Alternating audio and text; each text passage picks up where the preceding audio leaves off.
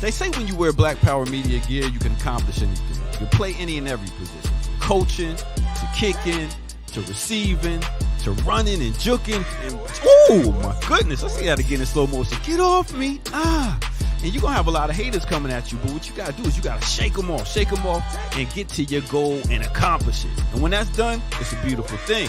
I'm talking about going hard, extra, for that extra point. And when it's done beautifully, you're talking about touchdown. Oh, and the crowd goes wild and they're celebrating with you and everything. Man, let's see that again. Nice. Black Power Media, baby. That's how we do it.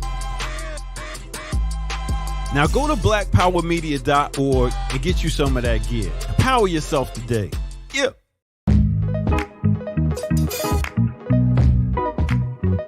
You got to earn your liberation. What's up, world? Welcome, everybody. Good morning. Greetings. Welcome to this 23rd edition of Earn Your Liberation on June 23rd. Like I said in the private chat, Diallo, it must be divine. 23rd on the 23rd. How you doing, my man? What's going on? Yeah, you know we planned that.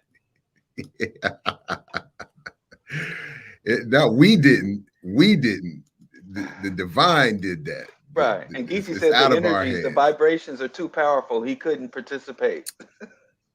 Yeah, Geechee is apparently caught up in transit to. No, he's not. He said that 23 on 23, that's 6 on 6. He couldn't. That's 6 on 6. He said, I'm not messing with the vibrations. He said he consulted the tarots. You know, he threw the cowrie shells and he sprayed the chicken blood, and he said it wasn't the omens. So he said, I can't participate in this show, brother, because y'all gonna be calling down some energy that he can't accommodate. Well, that's fine, because in a sort of reversal of fate, you and I will be seeking his replacement at 9 o'clock when Marcel P. Black joins us. So interview. This is how it works. Replacement. Yep. That's how it works. Right. You miss a day. The Negroes as capitalists. We drive you. No days off. We like Tyler Perry. No question. No pauses, no breaks. We're going to get everything in one shot on the same day. And if you can't be here, you're fine. We're going to run this thing. I mean, that's the key to Black success. No union. That's it. No union. That's right. No Black rights. Folks ain't mad at Tyler Perry for being a driver. So why would they be upset with us? And you know, as you said, Geechee's been a ball chaser, so he knows the rule. The greatest ability is availability. You ain't here. So you know, next he's man been up. in the meat grinder. So next man up. Yeah, no question. There's no, we don't have time for that. Yeah. So, but that is true. Marcel is going to join at 9 o'clock because he's going to share with us. We're going to start by talking about his review of Killer Mike's new album. Okay. And then we're going to talk about Marcel's new album, I hope, But with Geechee not here, because Geechee wanted to disagree, I think, with Marcel. So, we'll have to see. We'll have to see how that goes. Because I think they slightly disagree on the value of Killer Mike's new album. Killer Mike can rap good. He can. There's no question about that. He can't front. Whatever your issues and criticism, that brother can rap.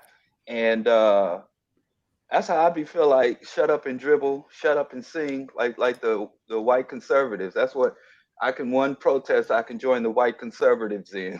I don't want to hear no athletes or no entertainers unless they really understand what the hell to shut up and entertain us. So I'm with you. I love it. At that protest, I might be over there with the neo-Confederates. Yep, I'm with you on that too. I'm absolutely with you on that too. And just welcoming everybody, and Robin, welcome as a new member to the channel. Greetings to you. And as everybody starts to file in, please do like, share, subscribe. Let folks know you're here. Don't be stingy with this good boom bap breakfast. A couple things to get to this morning. I know. Is there anything you wanted to start with this morning? I know, any initial reports on the coming conference this weekend. Yeah, Ain't nothing 23, happened the yet. 23rd episode. Yeah, can you believe it, Coco? Nothing happening? It's just, well, it starts, what's today? It starts this evening. Yeah. Yeah. It starts Okay. this evening. So I'll be able to share next week because I don't even start to 5. You know, I wanted to go to the National Civil Rights Museum, but it don't feel right being a black man having to pay to get into the National Civil Rights Museum. Like black That's people have to pay, and it's not cheap.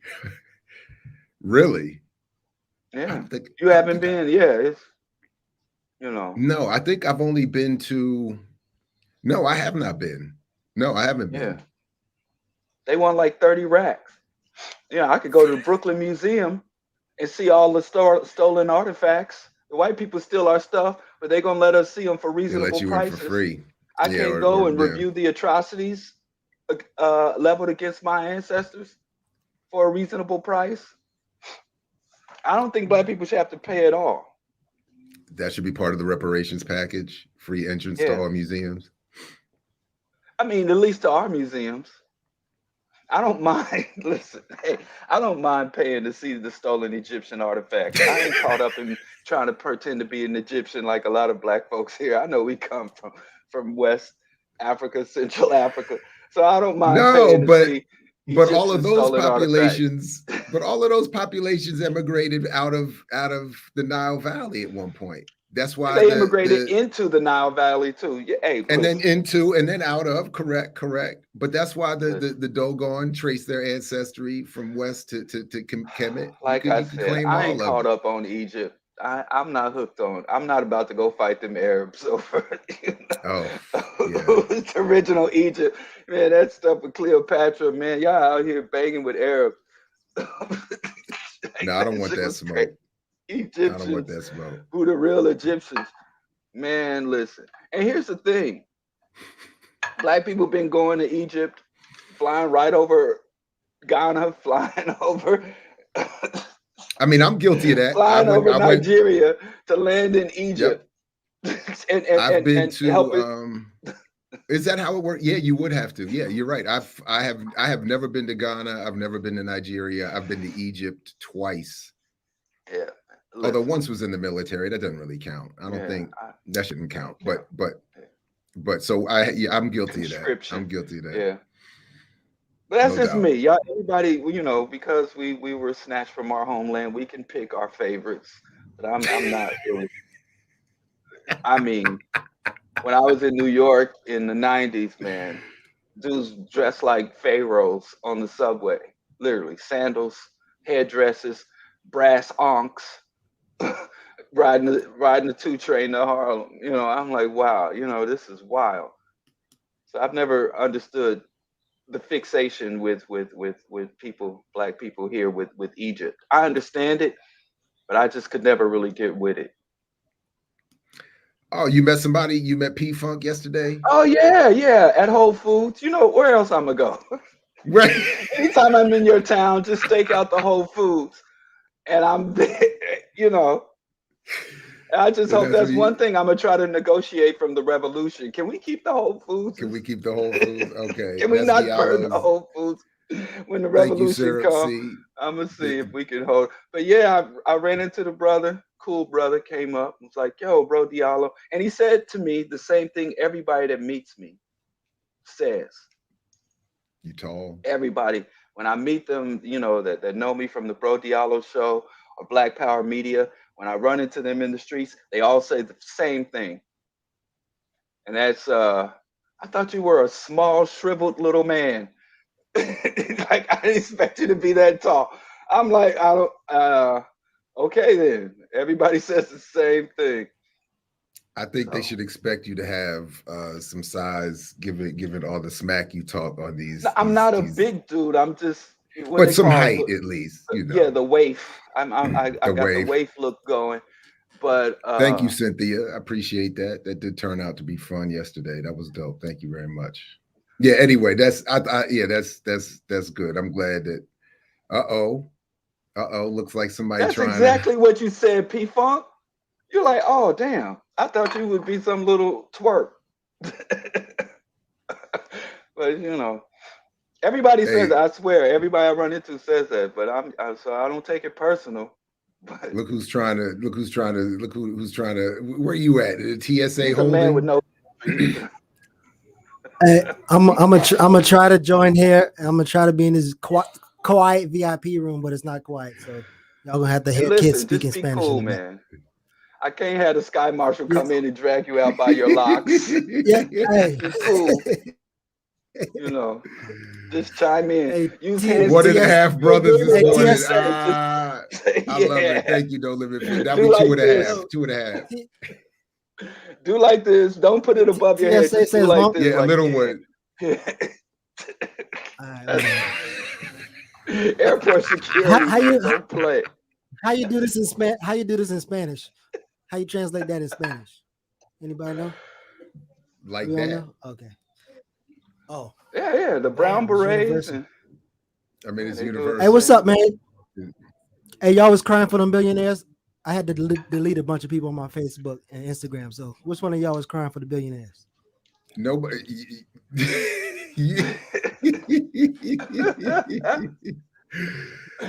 Nah, oh man. No, no, none of us were crying for the billionaires yet. We were just talking about how we're gonna be if you're not actually gonna make it, we'll be interviewing your replacement at 9:00 Yeah, when I Marcel guess we shows got to up. reschedule. We had to we had to reschedule and be Damn, like Got an interview. Geechee's damn. here. No, like you said, Geechee's an athlete. Geechee's like, no matter what it take, I got to Damn. get there. If I was stuck in transit, if I was stuck in an airport, man, I wouldn't be here. So, man, you were brought up right. Who was Well, that do coach that you? was going around telling black folks, if you don't want your children to go to jail and you don't want your children to be lawbreakers, put them in sports because sports train them to follow rules and to be obedient. And the video went viral. Mm, mm, Y'all don't remember that? mm-mm. I Yeah, mean, and then some people were offended and some people were was it Deion praising him. Sanders, the person who said we need? Nah, It must not be Deion Captain Sanders. That sounds like Footless. something he'll say. No. Uh it was I think it was an unknown guy, and he was just like, listen, he was literally saying sports indoctrinates people to be docile, obedient, and to drive themselves to please their superiors. Like it was surreal. And it was some old coach who was like, man, put black boys in sports if you don't want them in jail. And I'm like, has he ever seen the internet? Like, athletes, the only time I hear about athletes is when they getting locked up, when they've been in a car chase or domestic violence or drugs or bankruptcy. That's all any time I ever hear about athletes. I don't even know who they are. Until, like, that Mormont guy, I didn't know who he was till he was waving guns on the internet. I never seen Oh, him John play. So I'm Morant. like, Yeah. where the hell is Marmoset? Whatever. That dude with the guns, I never hear about. Like, I don't know athletes until they do something wrong. It's mostly rappers. The modern rappers, I don't know about them until they shoot somebody or get shot. Like, that's how only way. So I'm like, where does he get that from? That athletes will being put in sports. But I guess if nobody's heard of it, maybe I'll try to find it. It I mean, I've sparked a heard the debate. logic before. I have heard the logic before, but I think to your point, it's questionable. It's questionable. But Yeah. this is this Geechee what you were talking about in terms of crying and praying for the billionaires, Bukras? Who is this what you were referring to? And who are the billionaires that are being cried for? These billionaire buckers who went to go visit their ancestors, but they really went to go visit their ancestors. So I don't know. I've been seeing Oh, it I on my see what you're timeline, saying. In and the I finally saw submarine that and they went down there. those joints,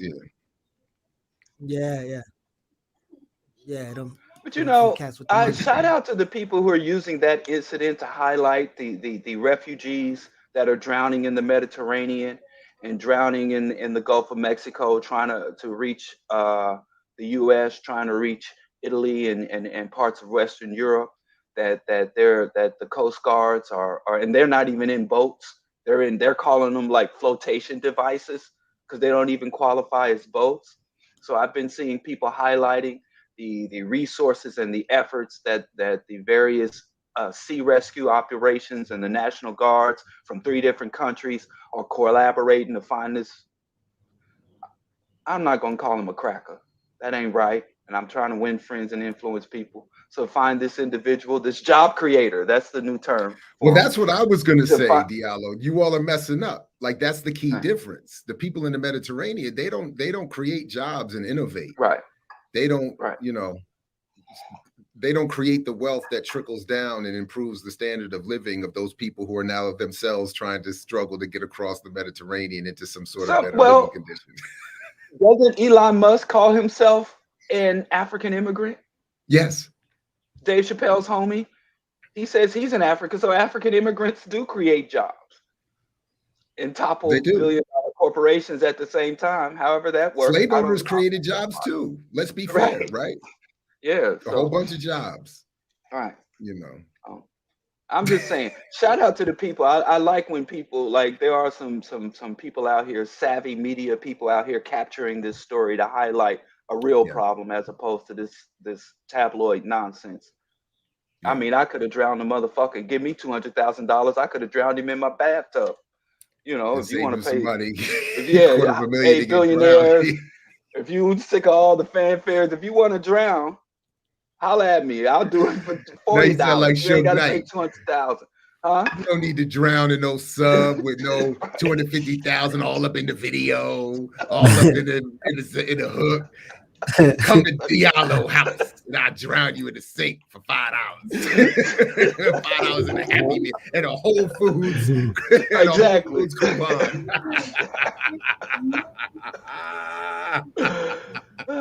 Hell yeah. What was Chris Rock's person on Living Color when he be like, "Good Lord, that's a lot of money." What was his name on there? Y'all remember Living Color? Or y'all too old for Living? I didn't know Chris Rock was on Living Color. Remember he? Or is it Saturday Night Live? Yeah, remember he was like Live was the show. No, it was Living Color. When he'd be like, "Good Lord, that's a lot of money." They said, "How much does soda cost?" He was like, "Let me suck." Oh, we talking about man, that was I'm Gonna Get You Sucker. That was a movie. That was a movie. That was Living Color. Wasn't not Living Color? And listen, stay in your lane. At one point, he young, Diallo. He's young. You're 19 years old. Stay in your lane. Don't reference black cultural icons from that 90s. Oh, stop. You can only talk about stuff from the 2000 forward. Wait, you know, this is a show with multiple hosts. So you're like our youth correspondent. Thank you. You are a man in this. Stay in your lane. That was a movie. Damn. Our international youth correspondent. Well, somebody just said it was Saturday. You're supposed to bring the young ladies in and keep us abreast on that modern habit. Don't do your job, man. You think because you came in late, you're trying to expand. Don't talk about Living Color. You just say anything black from the 90s. Like, you just threw a bunch of 90s shit out there, Chris Rock. Living Color. Y'all need confirmation bias. I don't think that was Living Color. I'm gonna have to find a link because I'm pretty sure he did that. Although McYagermeister is sharp, but y'all was too busy watching. I'm a little concerned. Yeah, y'all too big. One rib. You talking about that one rib? That one, right? Can I just get one wing? But that was his other joint. He didn't. I mean, Chris. He played a crackhead multiple times.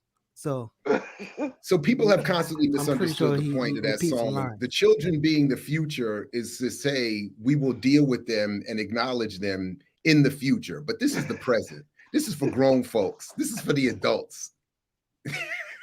You daggone right, it's ageism. I'm not trying to hear from nobody young for another 10, 15 I mean, years. Not to make those references, man, not to be messing up references.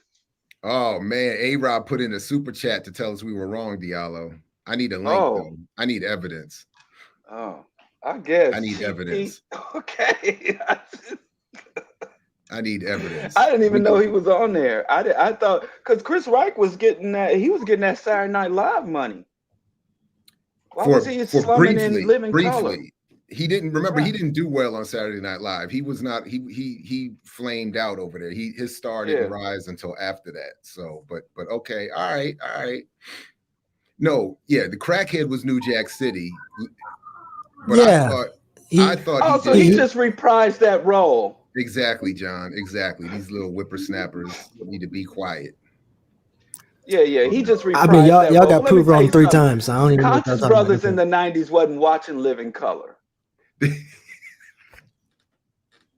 We had some very strong critiques. I mean, I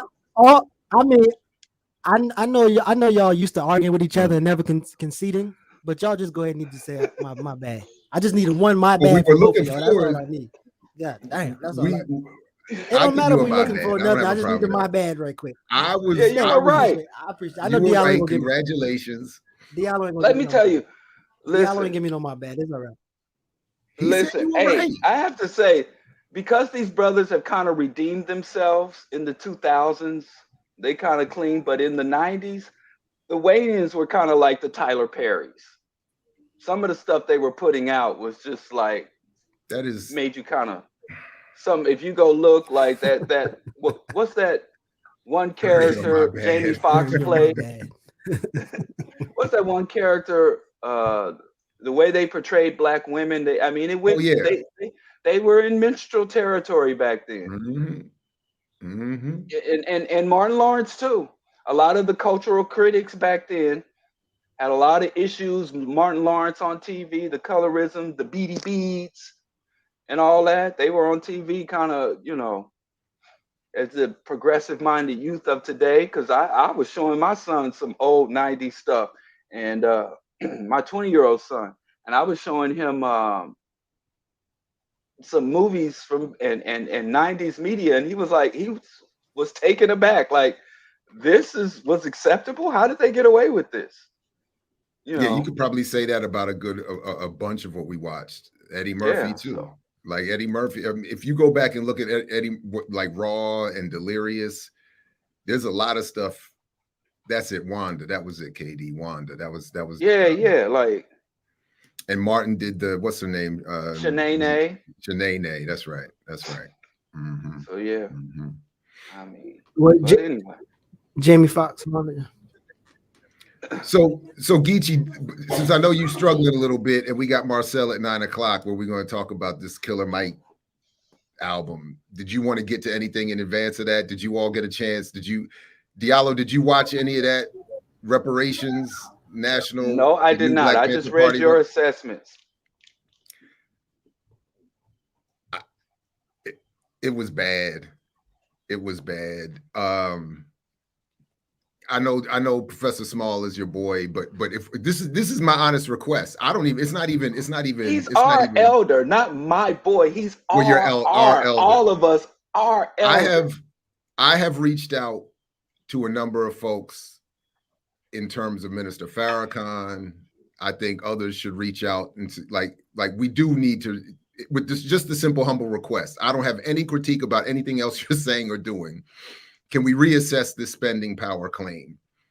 Please, can we reassess this? Because he was running the same thing. And then he even, and the stuff that he was saying about we don't need violence, revolutionary violence is of no use, socialism is no use. We should just get down with the economic system that we have. Who said that?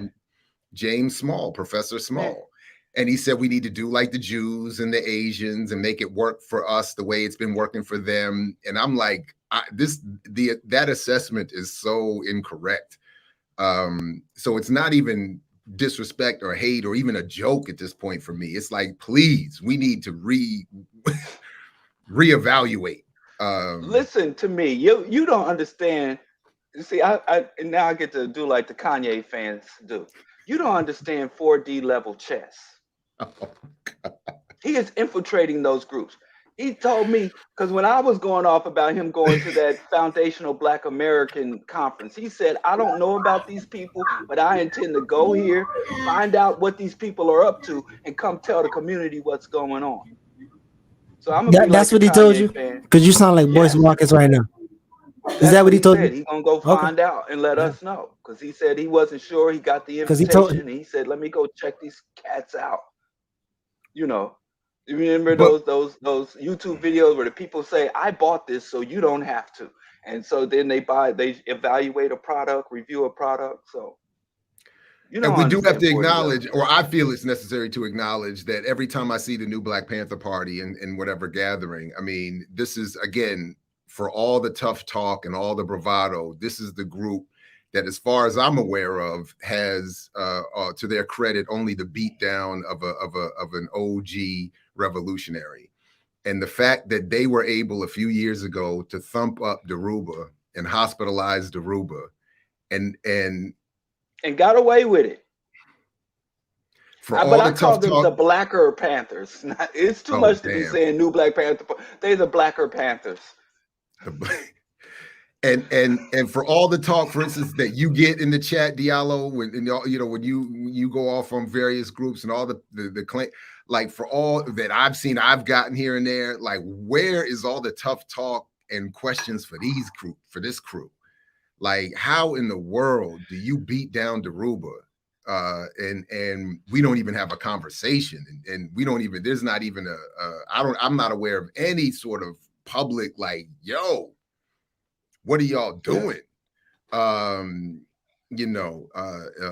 Which, by the way, is all I would be advocating. I don't think we don't need an escalation of hostilities, but just to say, like, there needs to be some public, like, yo. And then before you get to the analysis, now I was on hand years ago at one of the Panther reunions in DC at UDC in the mid 2000s when I saw Malik Zulu Shabazz politely tried, and at the time I actually thought he was more in the right at this moment, because I saw him at this conference and he was trying to talk to Bobby Seale, and Seale was giving him the business.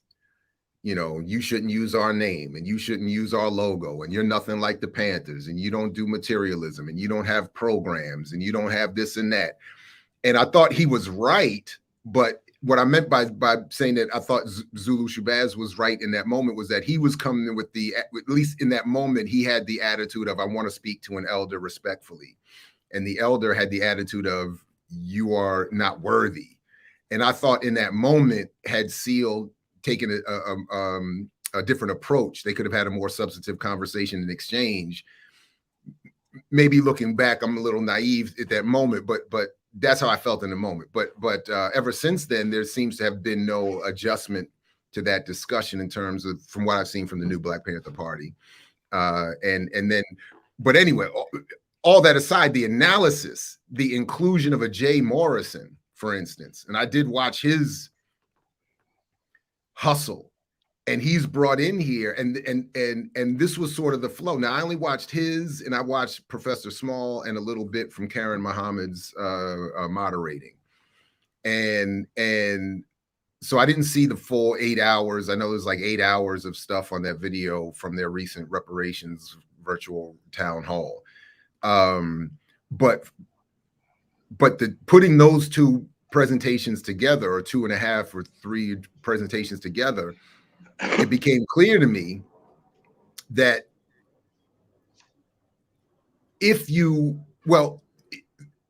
working backwards, if Professor Small can say we need to work within a capitalist system and not worry about socialism and not worry about, he was really disrespectful to revolutionary violence and the role it's played historically, saying it has never done anything. He said, well, it maybe did some good in Cuba. Well, maybe it did some good in Zimbabwe. Well, maybe it did some good over here. But in general, it hasn't been a solution. And that socialism stuff, not helpful. We need to work with, but by taking that approach, you could, of course, include a Jay Morrison, whose presentation was all saying, yeah, I'm a 2-time felon. Yeah, I did time. Yeah, I get caught hustling people and ripping people off. But I have the model that we can use to build our Black nation with real estate investment so I'm the guy you need to bring into your team when you need to generate resources and generate. And it was this idea somehow, I'm not fully clear, and I'll stop here, but they seem to be suggesting that they can capitalism their way into some sort of national liberatory condition.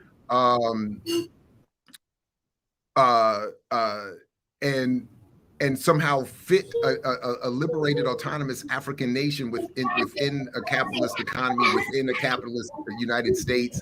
It was all very confusing, but and this is exactly where I was going. Very frustrating. very, very frustrating. I don't know if that's what you really referred to, but that's that. I thought it, well, your chat come up right on time for how I felt watching it. Very frustrating. And then, you know, like I said, small win into the whole thing. We got trillions of dollars in buying power. We just don't use our capitalism properly. We need to do like the Jews and the Asians. And I'm like, that analysis is wildly flawed at best. But anyway. But here's the issue, though. You said liberation. That's not liberation. They're integrationist. That's something totally different. They don't want to be liberated from the system. They want to immigrate or integrate into the system. And they define reparations as essentially a vehicle to allow them the startup capital. They're treating Black liberation like it's a startup. And so they want the initial infusion of capital in order to take advantage of the investment opportunities of the Western imperialist infrastructure.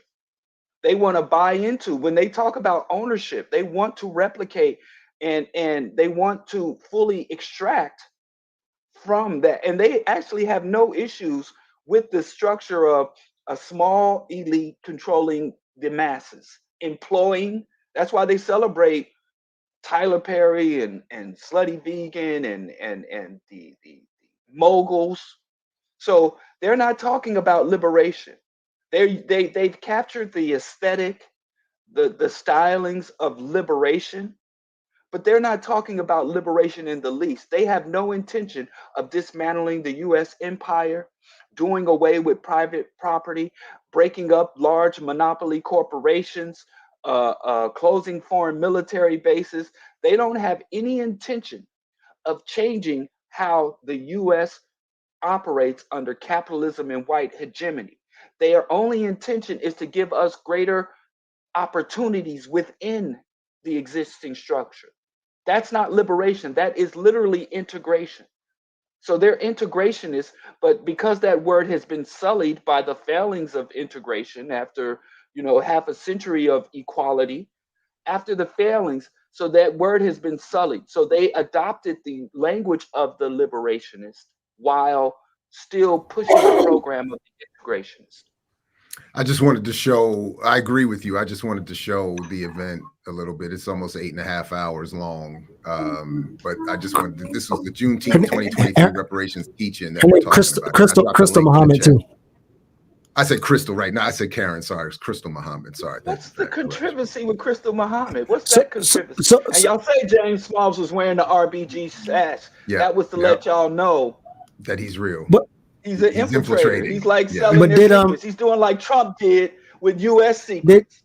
You know, he's got in Smalls' bathroom, he's got documents exposing these charlatans. But y'all, you know, double A, he's in too deep. You never seen that movie that movie In Too Deep with that dope soundtrack? Yeah. He can't break cover. Did Fred Jr. show up? Did you see him on the video? I didn't see, but I didn't see it. No, but I only, you know, after those couple of segments, that was, like I said in our chat, I couldn't even finish Small's presentation, to be honest. It was so irritating. And again, I get it. We don't have to, and again, it's just a bad analysis all around, but you know, if you don't agree with revolutionary violence, that's fine. I just think you can't discount it historically. You can't erase it historically. And if you have a problem with socialism, fine. As a nationalist, fine. But I think you have to lay out more than was done in that piece. Can y'all bring Ray Wimbush on so I can ask him some questions in the chat about Big Ten approach to Pan-Africanism? I can reach out. He was supposed to be at an event. Yeah, apparently, I don't know if he made it to that event, but we can reach out to him. I don't know. I'm not sure what he means by Big Ten approach to Pan-Africanism either. Yeah, I'm happy to reach out to Professor Wimbush. You know, but I mean, and by the way. This comment is actually kind of right, because somebody sent me a clip of Umar Johnson also saying, again, very in a recent interview or debate with somebody, he did the same thing with the buying power, the purchasing power, the spending power, this whole thing. And again, I do admit What happened? Taking attention away from black people. I've never heard that used in a political context. Like you're gonna take attention away from black people. You take attention away. I'm like, that would be a good thing if they would stop with their Oh, security and national security apparatus. Stop paying attention. If the Fed stop paying attention to black people, that would actually be a good thing. Geechee, go ahead. You were trying to say something? No, I was about to say, like, so one of the things that even with Dr. Baruti, or Baba Baruti, my bad, he like one of his books, he talked about elders are beyond reproach, and that was one of the things of like, yes, they still can be our elders, but what's the mechanism to actually ask them questions or challenge them on things?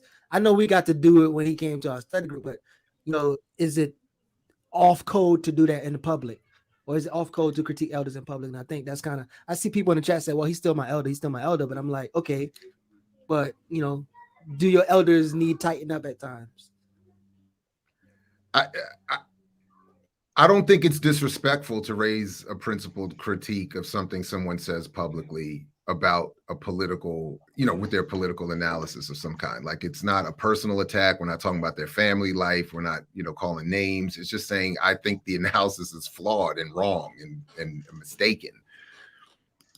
I also, and this is not directed at Professor Small or anyone else, but it's just to say that I think, again, how we define elder needs to be clarified too. It can't just be based on age. So I don't know what it means to say beyond reproach. I don't think anybody is beyond a principled criticism. And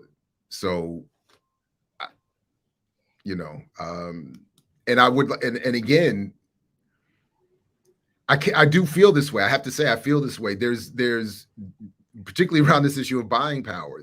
I think my work deserves engagement. If I'm wrong, lay it out and explain why I'm not addressing myself to the point in the way that others think that they are.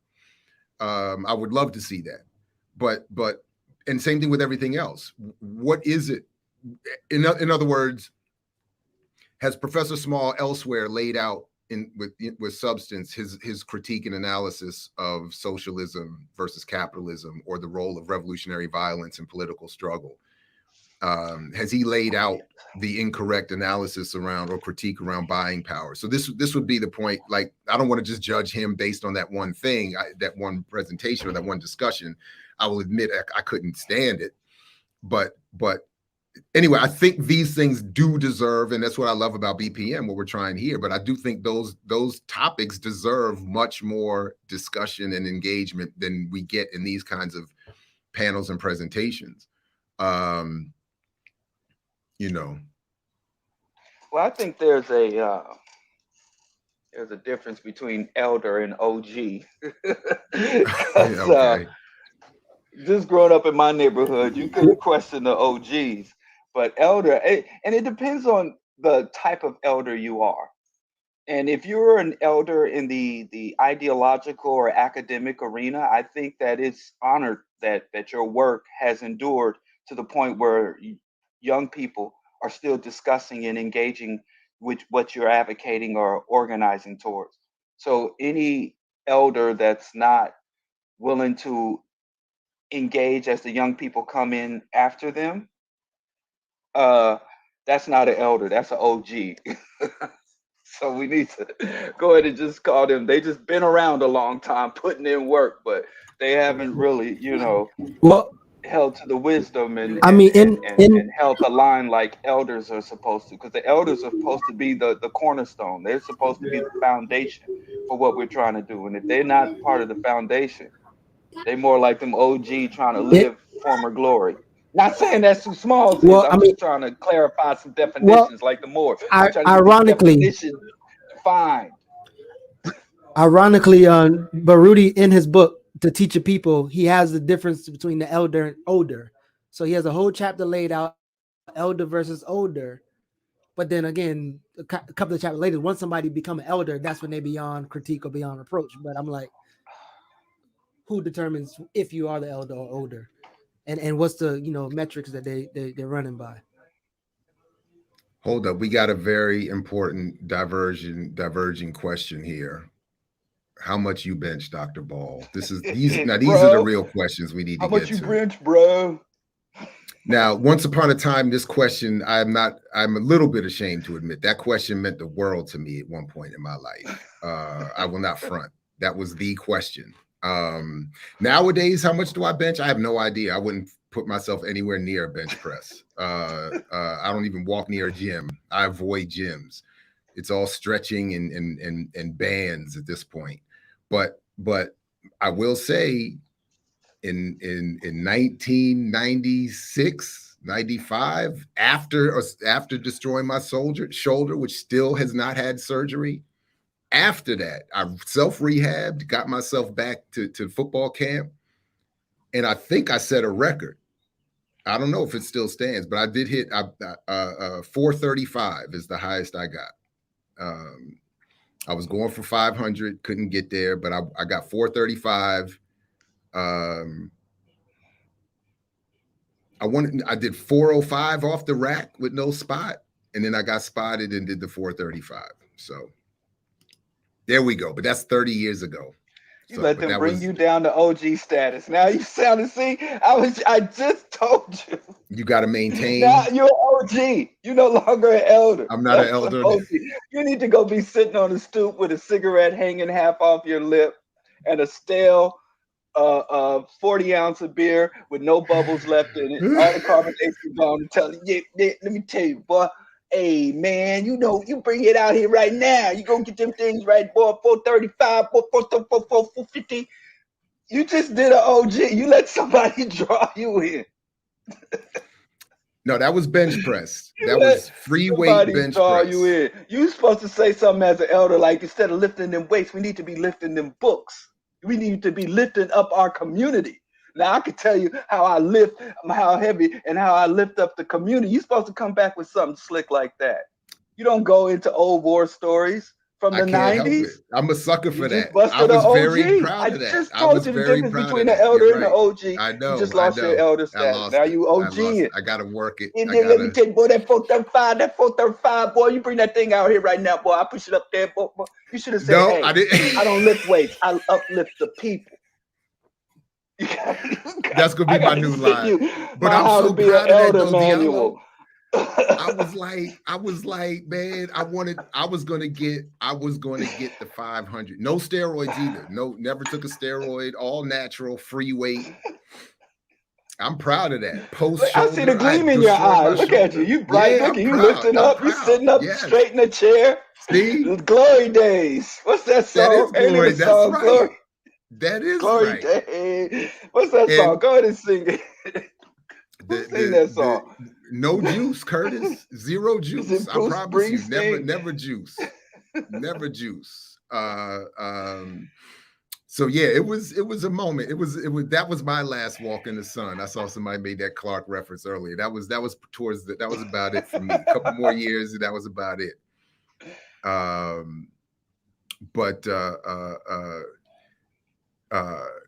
Oh yeah, no, I used to warm up with 225 because I was trying to get to the NFL at one point. So I did, and they used to measure on the NFL used to do those measurements where they would judge your bench press by how many times you could rep at 225. And I think I hit at least 28 at 28 reps at 225. I was nice on the bench for a minute, man. I was nice. I think I did so much wrong that I think that it did aid my back problems today. So I'm all about the bands and the stretching now and the yoga type stuff. I think I should have been. So I didn't know that. So you and Geechee was chasing balls, huh? I was trying to. I never made it to the field. When both of y'all get to Atlanta, I'm gonna go get a football. Have y'all do a little scrimmage? Nope. Have both of y'all laid out in Atlanta General Hospital, whatever. To this day, I can't even throw overhanded because of the shoulder. So I still got my. I got to throw underhand. Oh! You hear what he said? No, what he said? Oh, he said, "Don't make me run you over." Something about he still got his youth. He can run you over. What'd you say, Geechee? He probably could. He just muted. Oh, God. I mean, I still got my youth. Like I'm not about to be sore after I go run and catch the ball. That's not gonna happen. Not at this point. Well, I can't. I'm not running. I'm just and catching saying. nothing. oh my gosh. Yeah. So yeah. But we Man, see you listen, skateboarding. Diallo, don't you be skateboarding? Yeah, Don't you be skateboarding's that's not a sport. That's just getting around. That's I started skateboarding. I would always spin. Tony Hawk might be looking for you now. Talk about this. Tony Hawk. Yeah, let him it's find definitely me. a sport. Let him find me. That'd be the lawsuit of the century. I take that fall. Shit. But okay, you just I respect dude, Geechee. You just backed him down. Didn't even have to. Wow. But I did. I thought if folks remember, there was the white boy who played for the Pittsburgh Steelers, Kevin Green, the outside linebacker. And his story at the time was he had the long blonde hair. He played opposite of Greg Lloyd. They were the tandem on the Steelers for a while. And then I think they went to Carolina or something like that. But the story was with Kevin Green. The reason I remember this is that he had gone into he had never played football, went to the military, decided he was going to play, and then walked on and went and had a pro career. So I was like, when I was in the Navy, I was like, I want to do that. So I started to prepare for that and training to prepare for that. And then I was going to walk on to Frostburg State, which was Division III. And I was going to dominate. And then I was going to go to University of Maryland, dominate. And then I was going to go to the NFL. That was the plan. 2 weeks before training camp, that first year is when I had a bicycle accident and tore my shoulder up. So I had to rehab, get back. And then I got physically almost cleared to play, but never really got physically cleared to play. And then that was it. Then I just said, forget it. Let me just focus on academics, trying to have a different career. So that was when I came down. That's all I heard. Well, it's not true. I know a guy who came down. I know 82-year-old in the Bronx who could hoop with us. It was about 10 years ago, but 82-year-old. Oh yeah, I used to Dr. Zukenstone. I used to play ball with this 80-year-old dude, full Rasta, natty Rasta beard, and all powder white locks with a bald spot. And this dude was 80 years old, and he would come play ball with us. I was in my 20s, running full court, no shirt on, 6-pack. All he did was smoke ganja, paint, and eat ital. And that dude, but I think that's just something. I don't think that's something you can work up to. I think that's genetics. That dude. Just real quick, because I know Marcel's going to be in a few minutes. Can I show you all something? There's a little, because CoffeeZilla came out with he's got his new series of investigations into some enormous Ponzi scheme. And honestly, I've watched the video twice and I can't keep track.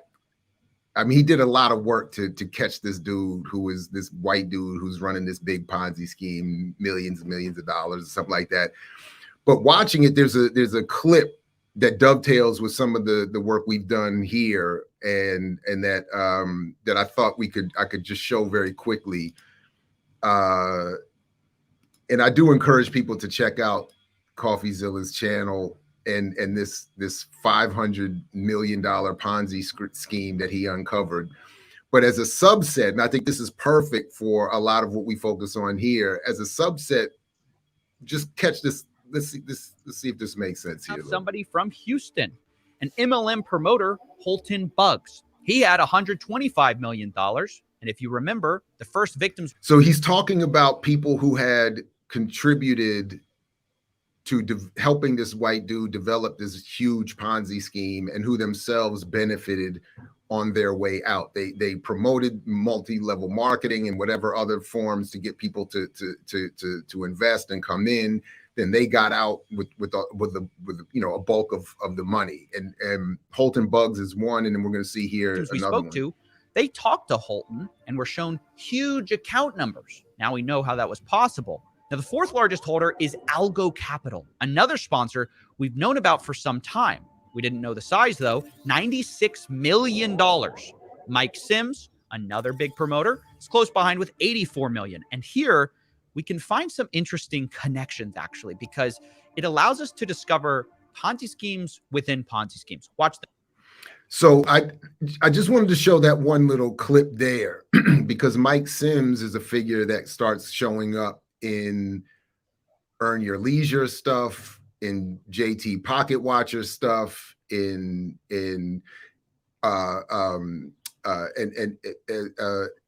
this other and one other platform JT started criticizing. But the point being that these what I thought was interesting is that these are the, as Coffee Silla was saying, these are the Ponzi's within the Ponzi's, and these black Ponzi schemers and black capitalist promoters and crypto-gandists, they all are working directly for or with or in the interests of these larger white operations. And then they come in, target black audiences, bring in their money, bring in their support, bring in their emotional and intellectual investment as well, and then run off with the money just as everybody else does. So anyway, I don't have the full connections to make there. I just noticed this the other day and didn't really have a chance to flesh out the full connections. But I just wanted to show, like, and maybe we can come back to it another time when we have more time, and I have had more time. But these figures like Mike Sims pop up in this ecosphere of Earn Your Leisure and all these other folks, and then the blackness is used to rope in obviously black audiences, and then they just run off probably with the same white boys that ran off with everybody else's money. So anyway, Ponzi's within Ponzi's, as CoffeeZilla was saying, and I do think people should check out that full investigation. He put in a lot of work, and it's fascinating. It's hard for me to keep track of everything without writing. Yeah, like it's a lot of connections, a lot of money moving around. But yeah, anyway, and the same thing with Boyce, and the same thing with Boyce Watkins doing that thing for that Asian marketer. How did he survive that? I have no idea.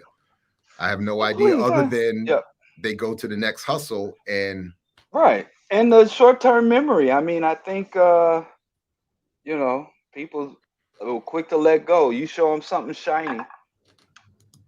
You show something shiny, they forget about the past real quick. Yeah. So, all right. Well, anyway, we can come back to that. I see our guest is here. I don't think. And the Sky Marshal came in.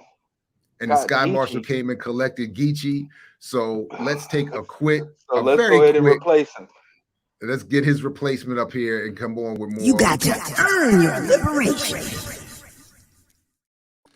So this guy has been one of my favorite MCs for a long time, and subscribing as I do to his Bandcamp, I'm up to date with the latest, and I encourage people to check it out if you want that modern day boom bap and that righteous politics with somebody who's not only a dope MC fighting the battle against rhyming over vocals and teaching the youth. You got to get with my man Marcel P. Black. So let's go ahead and bring him up here. Marcel, what's up, my man? Welcome back to the platform. Good to see you. Man, what's good? How y'all doing? Y'all doing all right? I'm well. Yeah, we're doing very well. And now that we officially your interview he crashed the interview. I was about to say your interview process for Geechee's replacement has begun, but Geechee fighting the Sky Marshal. I went to go get some. I went to go get some Gallo Pinto. Listen, I went to get some Gallo Pinto, and them cats are already trying to replace me. Y'all some hating ass dudes. Y'all, I didn't get my hair long enough, man. My hair long enough to catch up with Geechee. All right, but what's up, brother? How you doing, man? You doing all right, man? Yeah, cool. Not a good sign, bro.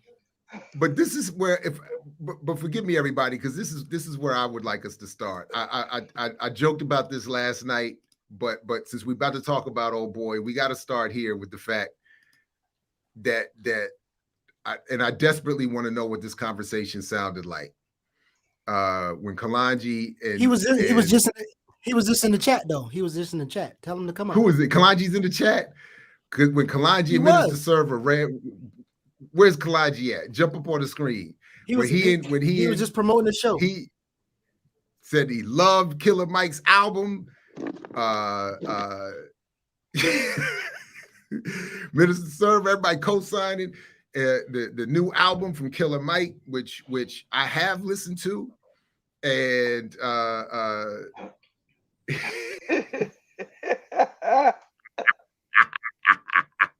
here we go. It's too early about this, man. Yeah, yo, listen, me and Kalonji in the same city right now. Let me get back to Chicago before we go in on him. Go ahead, man. I'm just playing. I'm in his city, so let me before we go in on Kalonji and say anything reckless. Let me get back to Illinois. Let me get back to the South Side of Chicago. No. I'm not saying anything reckless about Kalonji. I'm saying I'm curious how the conversation went. You know, I'm down to co-sign talk the bad album about people. I just got to get back to my base. Yeah, you got to get back to your. You better watch out. And I'm about to show up down there, so we all got to be careful. But be cool, right? Yeah, because I already checked in. I was over there in East Point. You checked in? Yeah. Okay, I got to check in. I got to check in. I'm going to this circus to see some at Magic City. I'm going to see some magicians cut people in half or whatever they do. The Magic Show City, whatever. So Marcel, I definitely want to talk. I definitely want to hear about your new album, but I saw your review on Facebook of Killer Mike's album, and I thought, if I'm being perfectly honest and fair, my bias and jokes aside, I think I agree with your review. I agree with Geechee's critique. We can get to that in a second. I agree with your review. I like how you approached the review. I thought it made sense. And if I put my biases and jokes aside, I think what you said is probably right. But let me let you go ahead and let's start there. What did you think of Killer Mike's new album, and what was the point you were trying to make in discussing and describing it? So it's funny, man, because I have somebody told me I should put the review on Hood Communist. Everybody's hip hop letter out of Cincinnati. Wanted me to publish that review, and then you guys hit me up. So I'm just writing my hot takes, right? So I had no idea that it would get shared so many times, that people would talk about it so much, right? So good morning, thank you guys for having me. So my relationship with Killer Mike is very interesting, and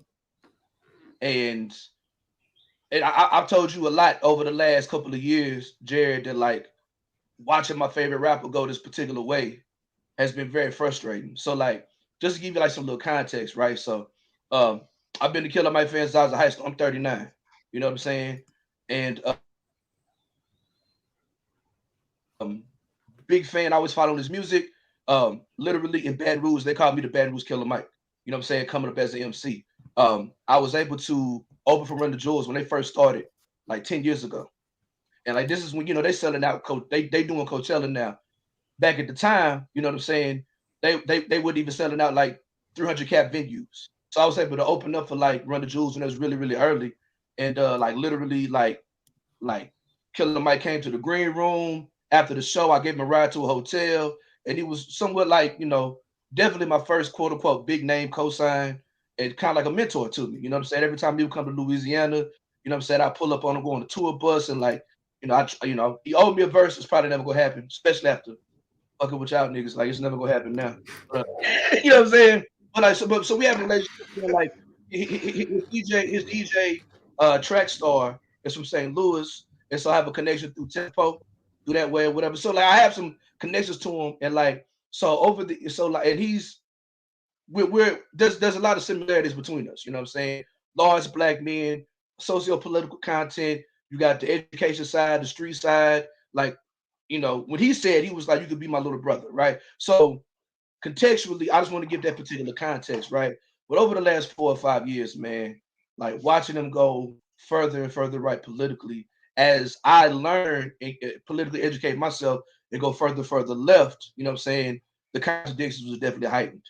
So when I heard he was dropping the album, I'm just like, you know, I'm seeing pictures with him and Umar, you know what I'm saying? I'm like, oh boy, okay. But I heard he's dropping this album, and it's like, you know what? I have this policy, you know what I'm saying? Like, I try not to front on hip hop, right?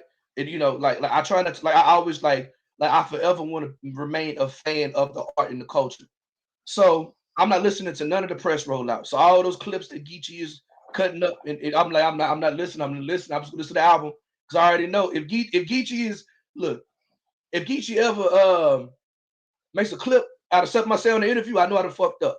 Cause you know what I'm saying? If Geechee's ever got me on social media a sound bite, then I know, you know, whatever. So I'm not listening to none of the press rollout. I'm just gonna listen to the album, right? I'm just gonna listen to the album, and it's taken for what it's worth. And I love the album. And from a hip hop standpoint, from a Southern standpoint, from a person who similarly, you know, I'm a son of a gospel musician. You know what I'm saying? Just that the whole black church artistic, you know, angle that he took or what have you. And then just, you know, hardcore aggressive rap. You know what I'm saying? I really enjoyed the album. You know what I'm saying? Now, with that said, you know what I'm saying, if you look at the point number 2, you know what I'm saying, the biases and contradictions. This is someone who I can say at this point, you know, you know, I know I'm not in contact with him like I used to be or what have you. But just like I try to just lay out, you know, I say my contradictions are based on the fact that in the last 3 or 4 years, my politics have shifted further left in the Black radical tradition, specifically into the realm of Pan-Africanism and socialism. Though Mike totes himself as a Pan-African gangster rapper, he also is a self-proclaimed capitalist, which is in direct contradiction to Pan-Africanism. He's been politically going further and further to the right as he openly promotes the myth of Black buying power, kicks it with sports with Governor Kemp, and has been super solid on Cop City and Atlanta, amongst other things. So that was just like some quick things I could just kind of throw out there, you know what I'm saying, to like show my contradictions. And I was talking to my friends last night, and they was like, it's crazy how most people just totally skip point number 2. You know what I'm saying? Point number 2, they won't talk about that or whatever because, you know, but I mean, it was like I think Jared, I think talking that shit is about you. I think the song absolutely. I think no, for real, seriously. I think talking that shit is about you. I don't submit my bars. I wouldn't be, yeah. And I think look, I'm not trying to put my ego into the situation, but like if you remember the last conversation we had, you know, you used the Kill Your Masters, the one interview that you and I did. You used the Kill Your Masters logo or what have you, right? And so like if you look at it, the thumbnail is Kill Your Masters. And we talked about Killer Mike. So when he said something about like some little man, like I could be reaching, but that could be about me because he was big bro to me. You know what I'm saying? But definitely, if not you specifically, like you are one of the main people coming from his left that's critical of him. You know what I'm saying? It's so I think I don't know. I definitely know he's talking like that's where it's coming from because nobody else from the left is coming at him, right? And then for me as a person who was little bro, you know what I mean? Now you know rappers be listening to lyrics and shit, be trying to decipher who's saying what to who or whatever. But I think I don't know. I'm just saying. But I enjoyed or people like you, correct? I enjoyed the album. It slapped. It go like one thing that one point that what I really appreciate about it is like what Killer Mike did to me is Southern hip hop, right? It's not a lot of people when they think about hip hop, they think about like boom bap soul sample blah blah blah blah blah. Like nah, man, you drop this equipment off in the middle of a country, this is what a country boy gonna make. You know what I'm saying? And it's even with his contradictions, and you know things like that politically, like he said a whole lot. You know what I'm saying? And I just feel it. I feel it on a couple different levels. So let's stay there a little right. bit. So my question is, when we think about so myths, right? Talk about myth of Black Brown Power and myths. Some people say myths can be used as stories and to help guide information instead of being a flat out lie. But when you talk about storytelling, right, and you talk about the role of an artist, and I don't know if you read the Hood Communist article that I sent you, but is there a responsibility that he have, and is there, you know, how do you feel about the storytelling that he's giving, and then how it impacts his audience? And can you separate those things from the art of liking the beat knock or the way he ride the beat or whatever he's doing, right? Should those things be separated, and how do you separate it? Yeah, so go there, especially with I mean,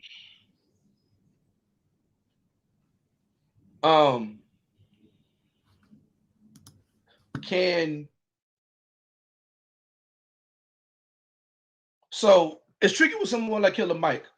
It's because if we agree with him politically or not, he's not stupid. He's an intelligent person, right? He articulates well, right?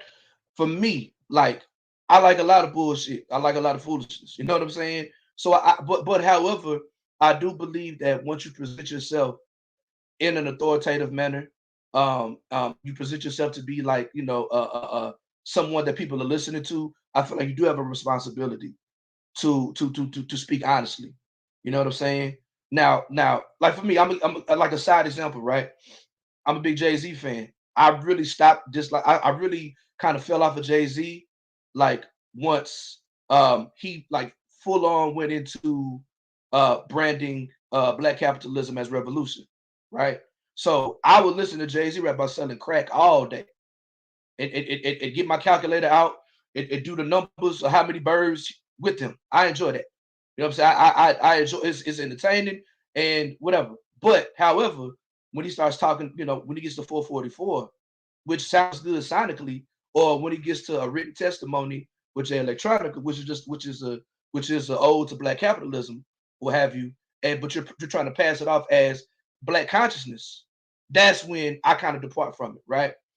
So with Killer Mike in this capacity, I am able to separate the two as far as like what sounds good as a fan of rap, what sounds good in the car. Like, I like the shit talk of it, right?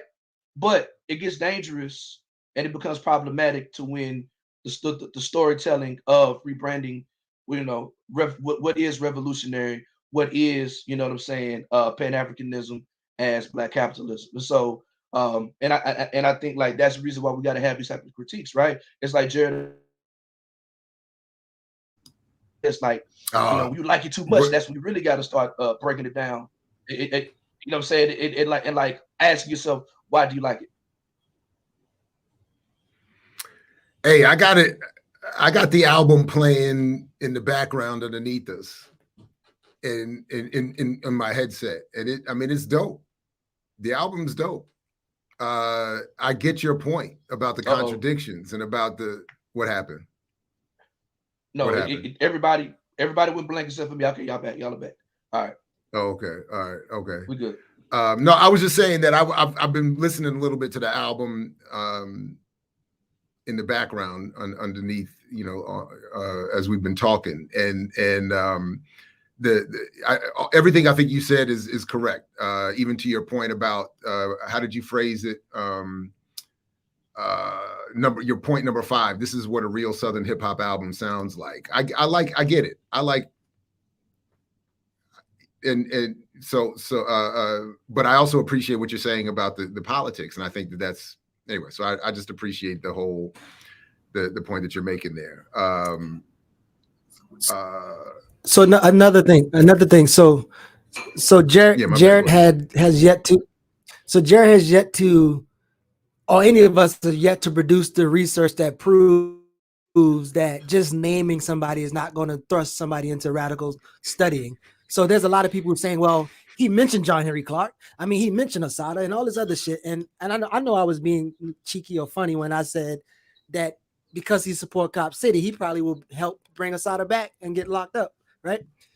So would you say that it becomes disingenuous, problematic when he start name dropping? Oh, I studied John Henry Clark. John Henry Clark is socialist, right? Oh, Fred Hampton. These people are socialists. So how do you feel? Because I don't hear anything. Everything is political, obviously, but he is speaking loudly about social issues. He's thrust himself as pretty much the leader in the rap world at this point. I guess all the young boys and all these other people, but mainstream artists, he's kind of like the guy everybody know. And then I guess he dropped this album in perfect timing. Again, the responsibility of doing that and being disingenuous, but also, do you believe? And I think you said something radicalized you, and I know other people have said that, but do you believe that is on a scale helpful to our politics or helpful in general?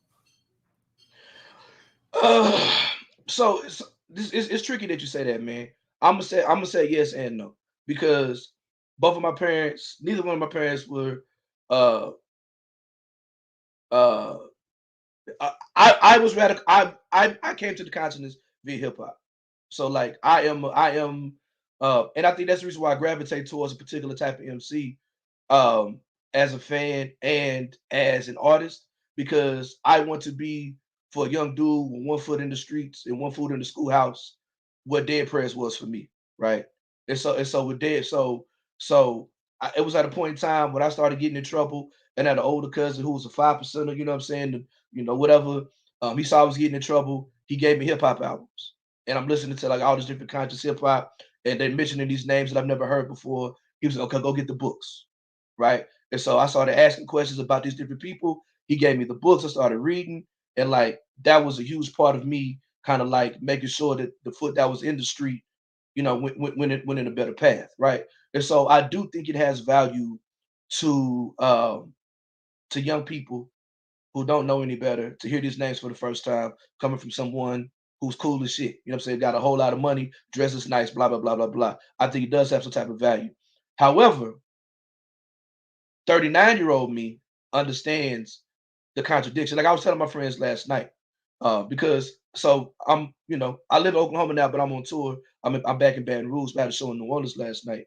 And so all my friends who I haven't seen are asking me about this review. I'm like, damn, I must have wrote the hell out of this review, because everybody want to talk about this review, right? But so they're asking me, they was like, well, he's talking about this. And I was like, honestly, like all these quote unquote revolution, not quote unquote, but all these revolutionaries that we look up to, they won't fuck with none of us. Like they wouldn't, even if they enjoyed the music, all these revolutions that we look up to would not like the music industry. They would absolutely be critical of how the rap industrial complex is first cousins, if not twin brothers, with the prison industrial complex. They would absolutely be critical of your Def Jams and not even Russell, but any pair. You know what I'm saying? They would absolutely be critical of even back Sylvia Robinson, or you know what I'm saying, or Tony Draper, all these black CEOs and capitalists, right? So all these people that we look up to, who are, you know what I'm saying, Brother Stokely, before it was Kwame, Black Power was not Black visibility. So that would be critical of where hip hop is, period. So even for myself, sometimes I feel like it's a contradiction to I'm not signed to no major label, I'm independent or whatever, right? But like it's the same contradiction that when Jay-Z's talk about Che Guevara. Come on, man. He wouldn't fuck with you. You know what I'm saying? Like you know what I'm saying? Fred Hampton would he'd be beating all our ass with a Panther newspaper. You know what I'm saying? So it's absolutely a contradiction. For a younger person who doesn't know any better, as a person that it did help. Now granted, Dead Prez Let's Get Free is arguably the greatest, definitely of the 21st century, the greatest conscious hip hop album, because the difference between what Dead Prez did and what Killer Mike does is Dead Prez actually laid out their politics in the song. We organized like an ants in the economy, turn a community to a socialist economy. I didn't know shit about socialism. You know what I'm saying? But they broke down like what they wanted to do, what redistribution is. So Let's Get Free, they laid out their politics, right? Killer Mike, he says these different names, right? And so we know that they're, we know that they're martyrs, we know that they're political prisoners, whatever, but he doesn't really lay out their politics. Because if he does lay out their politics, then we'll easily see the contradictions in it, or what have you, right? But niggas don't read anymore. You know what I'm saying? Like a lot of people don't read books. They're not doing the research, right? I'm a history major. I got my degree in history. I'm a history teacher. So I read a lot. So I don't necessarily read books, but I'm constantly researching. And I'm kind of like, just even as an artist, I'm always like trying to take this information and see how I can regurgitate it to people who might not necessarily have access to the same educational resources, right? And so Killer Mike doesn't do that. Aside of, there's different people that he's you know what I'm saying, they wouldn't be cool with him, you know what I'm saying, buddying up with Governor Kemp or what have you, or buddying up with fucking Herschel Walker. You know what I'm saying? Like, come on. Like they would be like, nah, cuz it's not going down like that. Yeah, just quickly, I think it's a net negative when artists kind of appropriate the name and the references without the politics, and then they act in an exactly opposite way. It's a net negative. I don't think it leads to. But Diallo, were you trying to jump in? Well, there's a lot to cover here, but ultimately, I mean, it's sounding like the fact that the album is sonically pleasing to the ears, that it is a good album that's full of shit. Wouldn't that be a liability? Or as you mentioned, Kwame Ture said a half truth is more dangerous than a full lie. So I've always had more issues with like you said, Jay-Z trying to go political, Jay Guevara or Killer Mike than I've had with Trick Daddy or Stanky Leg, that overtly apolitical, overtly hollow music versus hollow music that has the trappings of substance. So I think it's a tragedy and more of a liability for the Black community and our struggles in general that Killer Mike is able to has such talent being used to such a degree, and seducing people and he's not using Dr. Clark and our revolutionary trappings as an awakening. He's using it as bait. He's using our ancestors and our struggle as bait to reel in our youth into a doomed system, a doomed ideology, and leading them to their own destruction. I mean, he's sweetening poison with that. So I think he is being given too much consideration, even in your review. As I read it. It's like real quick. Okay. Before you respond to that, also, like, I don't know if y'all even talked about this already, but what's her name? Lady Gaga posted Joy James' Revolutionary Love book, right? And so the question is kind of like, oh, well, shit, Lady Gaga got it, and she posted it. So kind of when you respond to what Diallo said, but like, again, and I know Jared just made a point, but I just want to kind of go back to that, like, will Lady Gaga lead to George Jackson and some other shit by posting Joy James, or anybody? Would anybody go to George Jackson? But go ahead. No, so I agree with you. So all the young kids think that I hate J. Cole, right? For me personally, as a conscious hip hop artist, as a person with a level of what you want to call it, politics or whatever, I grade conscious hip hop on a much harder curve than anybody else, right? So people think I hate J. Cole because I'm like, J. Cole is not a conscious hip hop artist. Does he have some social commentary? Cool. Like, even for me, like if you at one point, social commentary was just enough for me. For somebody to say, it sucks that the schools are bad and Black people just stop killing Black people and the police are occupying my community, right? So that's social commentary, and then but you get into consciousness, you kind of get a little deeper, and then when you get to the political aspect, you go into deeper, right? Like a person like J. Cole, and this just to prove my point, right? A person like J. Cole had a song called Crooked Smile, and with the song is about uplifting women, and on the same song calls women bitches. You understand what I'm saying? So it's like, but so I'm critical of like, yo, we can't call this the pinnacle of conscious hip hop, and because he goes to Ferguson and takes a picture, you know what I'm saying, after Mike Brown or whatever, whatever, right? And so I agree with you, Diallo, in the sense that it's just like I'm going to be less critical of apolitical artists in music, you know what I'm saying, than I would of a Killer Mike. And it's like the thing about Killer Mike is that's tricky to me is that I kind of know him, and like, do I think that he's read some of these people that he's rapping about? Do I think that he knows something about them? I do think so. I do think so. As a person who's been on this tour bus, I've seen the books, right? As a person who just like I said, I see a lot of myself in Killer Mike. He sees a lot. He said the same about me. Like, as a person who, that big hood nigga who will talk all the shit but still read books or whatever, I do think he's that person.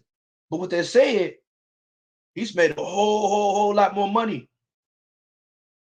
You know what I'm saying? And so it kind of behooves him to go rightward into the black capitalism, you know what I'm saying, more than it does to go into the politics. And so I think, I do think, am I saying that he's right or what have you? No, but I don't think, I don't think he's put on a total front, is what I'm saying. But brother, I think the money is taking over more than anything. But brother, if what you're saying, and I have no reason to doubt you, that he has done the study, what you're saying is even more of a condemnation.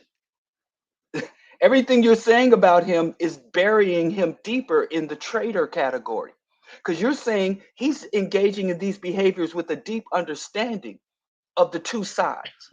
So he's read the scholars, he understands the divergence between the two ideologies and the two agendas, but yet he acts as a bridge, that he's building a bridge between two oppositional ideologies and agendas, and he understands them both, that they should be in absolute warfare and conflict, but this fake bridge building, you know, and he's over there and with the NRA, the National Rifle Association, that's one step down or one step up from the KKK. So the fact that you're telling me, listen, this brother reads the books, he understands, he has an in-depth understanding of Black radical ideology, Black radical agenda, Black radical values, but yet he comes and blends that in with capitalism integration. So everything you're saying about him is, to me, and being that you have personal experience with the brother, unlike myself, is a further condemnation of him. I agree. I mean, he's been on Renegade Culture. If Kalanji tells Killer Mike to post something on Instagram, he'll post it, right? Like, he's done work with FTP. So I mean, you know what I'm saying? Shout out to Kalanji and shout out to Mr. Server. We saw that they was at the party. You know what I'm saying? So so he does do the grassroots stuff in Atlanta. It's once again. So what no. I'm saying I agree with you. And I'm saying that's when I said amongst other things, right? These are the contradictions that we're talking about, right? So I agree with you. Like, he does know better, and like, he does like if you listen to, like, I don't listen to his interviews much anymore, but whatever. But he's talked about how like he listens to like these right wing people on AM radio. You know what I'm saying? And when he sees them in the airport, he runs up and says, "Hey, I'm a fan of your work," and they're like, "Hey, who is this big black dude?" You know what I'm saying? Or like with Jared, he had the book of. He had Jared's book Next to Time Is So Well, so he absolutely does study these kinds of, and I'm just pointing out, like, that's what happens. I'm not saying it's a good thing, or I'm not saying it's a good thing. I'm not excusing it, but what I'm saying is therein lies the contradiction to Geechee, right? To speak to what Geechee said. Do I if I was wondering, let me respond to Geechee real quick. You asked, does Lady Gaga posting Joy James Revolutionary Love? Like, ask your question again, please. So it's being celebrated as something that, well, no, I'm saying it's being celebrated as something good. So my question is, like, what is a Lady Gaga gonna do to George James? George James, is it gonna lead people to George Jackson? They're gonna read George James now that Gaga posted, and through that they're gonna discover Mumia and George, and they're gonna like, what's the chances of people even not being even radicalized, but even being able to intelligently speak about any of those people in that book? Because I actually disagree. I don't think Killer Mike are reading none of them books. I don't think you're reading them books. Yeah, I don't think so. I think it's there, but I don't think he's reading. Well, I think what you're saying now in 2023, I would say slim to none, because the way young people specifically engage the internet is like, and so like just like the meme that says, when black people say, I'm gonna keep you in my prayers, that's the prayer, right?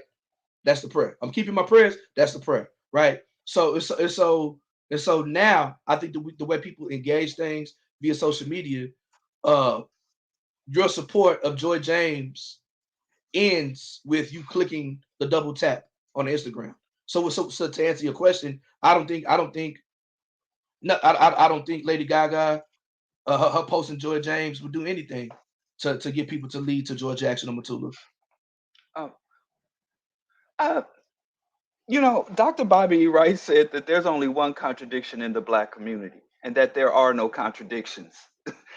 And I have to say that I don't think that Killer Mike has any contradictions, because his conclusions and his advocacy are consistent. He has followed one path since he became this public figure, in terms of sitting across from Bernie Sanders, or whether he's, like you said, on Riot. He's been pretty on a straight trajectory. Whether he's telling that lie about not buying a $500,000 chain and investing in real estate, and his public persona and the way it's being crafted and constructed with the white allies who see him as very useful, our enemies who see him as extremely useful, there is no contradiction there. Because for a capitalist to take the struggles of the oppressed and to manipulate, to distort, and resell it back to us, that's not a contradiction. They've been doing that since the foundings. Since the early days of European imperialism, they would take African folklore, African rituals, African traditions, and warp them, fuse them with Christianity and other Western ideas, and sell it back to us. So in reality, because when you say contradiction, it would suggest that Killer Mike has some type of internal conflict, some type of ongoing internal, and that would suggest that there is some potential that we could bring him back, or that we should have some level of sympathy, because he's conflicted internally, like when Malcolm was deciding what to do with the Nation of Islam. Or Malcolm wanting to unite with the larger of the Black community, where his organization would say, no, we're a tight knit, and we only deal with people within our sphere. Those are the but I think it gives Killer Mike a pass, asserting that he has some type of contradiction, which would suggest that there are dueling understandings, there's dueling agendas, there's something going on in his mind is saying, listen, I know this thing is right, I know this thing, and I'm trying to figure out how to best navigate this on behalf of the people, when that's not what he's doing at all. I don't think that there's contradiction. I think that he's doing what he's been mentored, like you said, Thomas Sowell and these other Uncle Toms and these white capitalists that he plays footsie with, these right-wing politicians and organizations. He's being well trained, if not groomed, to play that role as the fence sitter, to bring Black people, because when Black people have a lot of justified rage, we have a lot of justified rage. And to channel that rage that is fused with African talent and the other African assets that we have, to channel that rage into capitalist aspirations, that's treason. And we always act like our traders are somehow selling us out and stabbing us in the back. Oh, I tripped and fell, and that's how the knife got in your back. I would have never deliberately stabbed you in the back consciously and planned to do premeditated. It seems like Killer Mike is first degree premeditated coonery. It's not he slipped and fell, or he's just struggling with some ideas that don't mesh, and he's struggling to make things go together that don't. I don't think there's any internal contradiction or struggle in that man. I think he's a sellout capitalizing on opportunistic. He's an opportunist and a traitor. And for that, Yeah, that's so why I'm not here to be. Listen, I'm not here to be the Killer Mike defender. So that's talk to him about that yourself.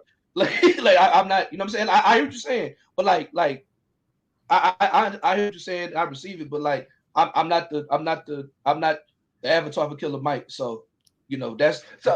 And then I have to ask if him and Jerry can mend that relationship, he can finally come on the podcast. I can ask him that your damn self. We don't have to mend the relationship. He's more than welcome to. He's always welcome. I mean, you made him mad. There's never been an issue. He had to tell you to stop. No, he told me to leave him. He told me to leave him alone. He didn't say leave me alone. He told me to stop sliding into his DMs. Like I'm saying, so what I'm saying is, he told Jared, listen, get out my DMs. I'm saying, I can give you as a person who's been around him. Now, mind you, the last time I was on the tour bus was like 2016, right? So who knows where he's been since then? I can tell you what I saw. If you don't, you know what I'm saying? Like if you opine differently, but I'm not here to defend Killer Mike. I'm here to explain what I said in the interview. So you know what I'm saying? So let me say something right before I run to the gate. So there's a bar that you gave, many bars, but there's a bar that you gave will be more encouraging to lead people to some shit. So there's the bar that when you said like you roll with the black business, but you're still like a communist, something like that. Like more people will be apt to be like, oh, like he's not shitting on black business, but he also said something about communists. Let me see how he's tying these two. And I'm just saying that you talented as hell. And if you believe he's talented as hell, I don't think he have any excuses. And then that proves that maybe he ain't doing the reading. So that's my only thing. But if you can tell people where you at with the tour, what kind of other spots that you're going to be visiting, and then also where they can get your music. Oh no, we're gonna do I'm just to be clear. My intention was to do a full transition to talk not about Killer Mike anymore, but about. Well, can I ask one more question about Killer Mike? I wanted to do the Killer Mike thing, and then I want to give Marcel his just due. But so I appreciate that, Geechee. But go ahead, yeah. Can I ask one more thing about Killer Mike, and I'll leave it alone then, since I got to save this for if I ever get the opportunity to talk to Killer Mike directly. But I'll ask you, as someone who has reviewed the album, as you know, generally album reviews are basically advocating whether or not it's worth our listen to. So you already said it's a high quality, his best album. Would you go the next step to recommend that the community support this album?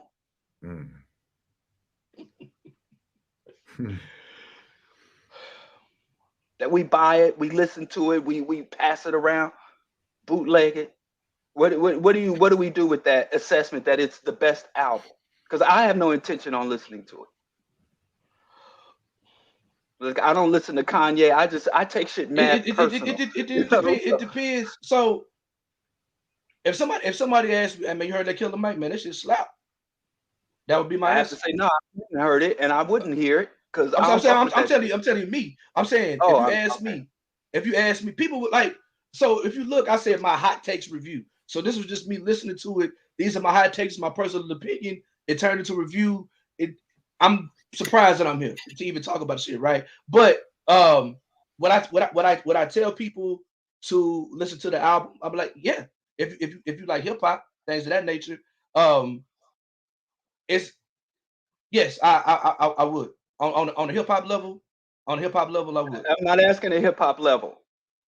Yeah, well, yes, I would. Okay. Just like the movie, the TV show Snowfall was on, which was super bastardization and remix of Free Rick Ross's life. You know what I'm saying? Skyzoo did a whole album writing from the standpoint of Franklin Saint, the lead character of Snowfall, and it's fucking incredible.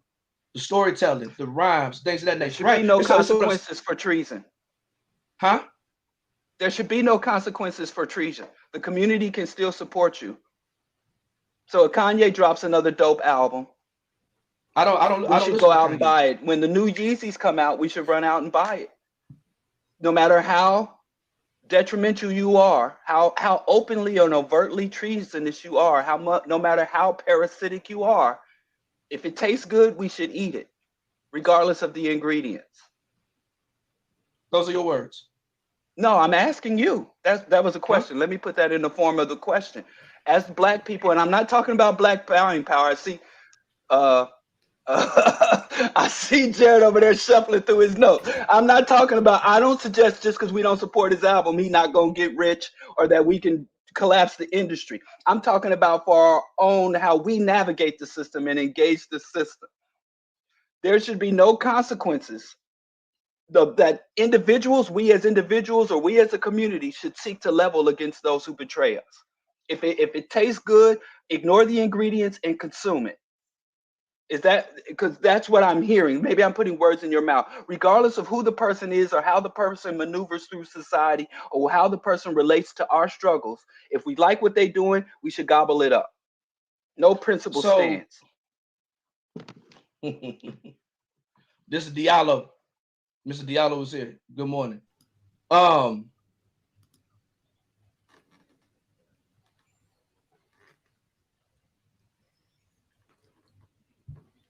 Did we lose Speaking him? to me personally. Okay, there you go. No, speaking to me personally.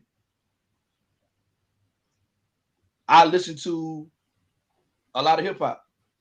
Some things politically or whatever, something in the music that I hear, I'm just like, nah, I'm good. Some things that's like a hard line for me, like, nah, I'm good. You know what I'm saying? And there's some hard down foolishness that I enjoy as well. Like I've always enjoyed.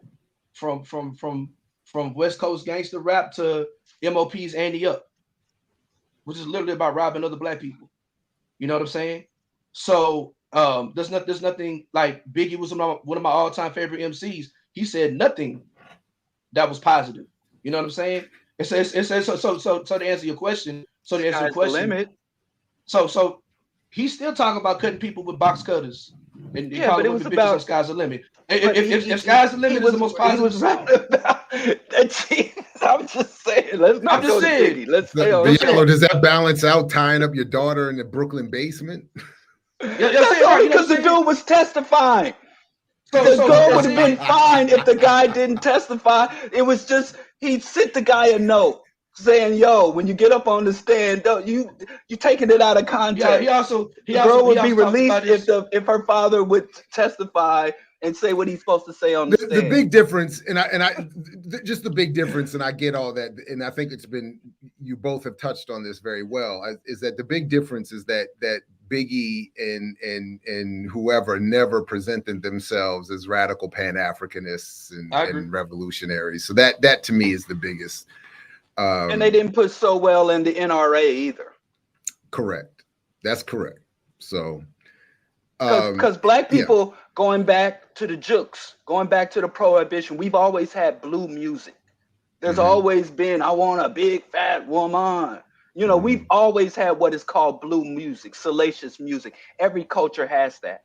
But because we don't control our culture has been commodified and captured by our oppressors, we don't get to keep the blue music where it belongs. Our blue music goes mainstream, whereas white people's Cannibal Corpse, you're not going to hear Cannibal Corpse get a Grammy or get inducted. So white people got much more ratchet music than Black people. White folks, I grew up in the Midwest. I grew up on the Missouri-Kansas border.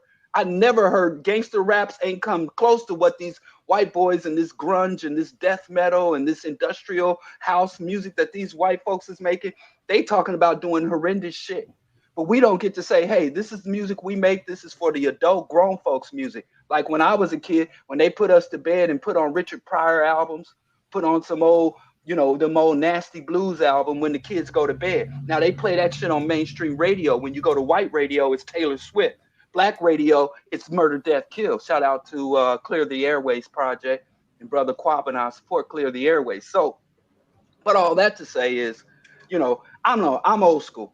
I still don't listen to I still am boycotting the artists that broke the apartheid. I still don't listen to Stephanie Mills. I had to go off. I still don't listen to Tina Turner. So I guess I'm built different because I'm still got grudges against artists. I ain't don't play no Stephanie Mills, Tina Turner, any artists that broke the South African apartheid boycott. I don't fuck with them. So that's just how I get down. Forever, it's on forever. Like you can make your stanky leg music, you can be like Trick Daddy and do your booty eating game. But if you cross that line into being conscious and you don't hold that line properly, I have to let you go. I respect that. So I advocate that for the larger community. I agree. I like that point. But look, in the few minutes that we have left, I do want to shift a little bit because Marcel, I do appreciate what you had to say about Killer Mike's album, and to me, it was just another hook and excuse to have you come back on, because I have been listening to your new EP, and I would like you to talk about it. And my first question to you is that you said that the Killer Mike album is what Southern rap is supposed to sound like, and I'm wondering why you don't, or well, not maybe why, but to me, your EP more fits that. So I wanted to like why isn't Negroes with Guns the quintessential Southern rap track?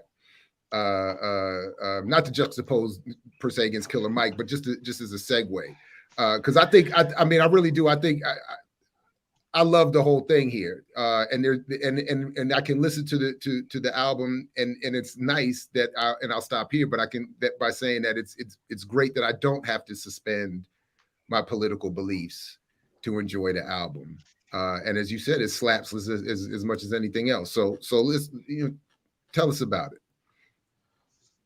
So, man, and MOOR as in more culture, by the way. Yeah, just as another. So, don't let your doctor butcher my shit no more, Doc. Come on, man.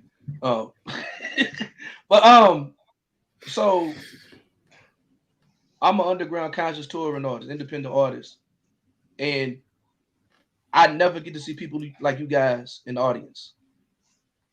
Very, very often, I'm the only person like myself on the bill, and so this is very anecdotal, but from my experience, Black people, specifically Black people with radical Black politics, are not supporting or in control of what is considered underground hip hop. And so I go, let's take it just to the cultural aspect, right? When I go to the DJ battles, I don't see any Black people. When I go to these breakdancing things, I don't see any Black people.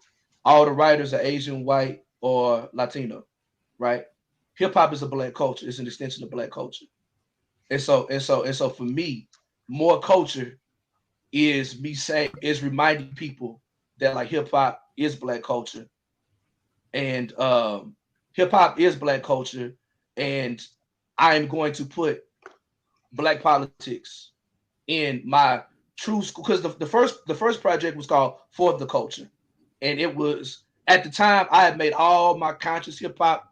I had this big, I dropped For the Culture right before I did Black Messiah, which was very political, very talking about I'm attacking J. Edgar Hoover's trying to prevent the rise of the Black Messiah, right? So it was very political. It was very COINTELPRO, whatever, Fred Hampton influence, right? But so what I did For the Culture, I just wanted to make some boom bap rapidy rap shit.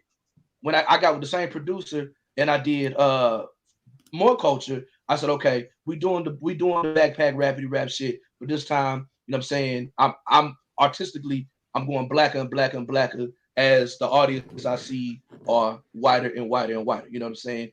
And so, and then like I said, like between like politically, I'm going further left since I did a lot of this music. You know what I'm saying? So when I say I'm the product of Black colleges and Pan-African politics, Black business owners still rocking with the communists and socialists, I live of the home of Black pine power. I'm sorry, the home of the capital of the home of Black, the myth of Black capitalism in Tulsa, Oklahoma, right? And so am I an entrepreneur? Yes. Do I have a business? Yes, whatever. But I'm giving a nod to where I'm at to kind of like bring my people in, but I'm rocking with the communists and socialists, right? You know what I'm saying? Like politically where I'm at, what have you. when I get into Negroes with Guns Part 2, this is me listening to you and Daruba for years and reading what I can. Are we able to play any of that? We were asked if we can play any of it. If you want to, yeah. If you want to, I'm saying. And so, yeah, I'm doing a flip on. I'm doing, there's a lot of fuck the police songs, and there's a lot of anti-police brutality songs or whatever. But you know what I'm saying? I'm listening to Daruba. I'm inspired by Daruba talking about, it was casualties on both sides. And so I try to tap into my inner Richard Moore or whatever. And you know what I'm saying? And write a song dedicated to, you know what I'm saying, the BLA. And any, you know what I'm saying, because Negroes, Jab, I remember talking about it. Negroes with Guns Part 1 was the intro to Cry Freedom. And I'm talking to, I'm talking about Robert F. Williams, my fake grandfather, right? And Miss Mabel, right? So this time now I'm more, I'm saying, so whatever. So, but I wanted to make something that hits hard, little quick strike.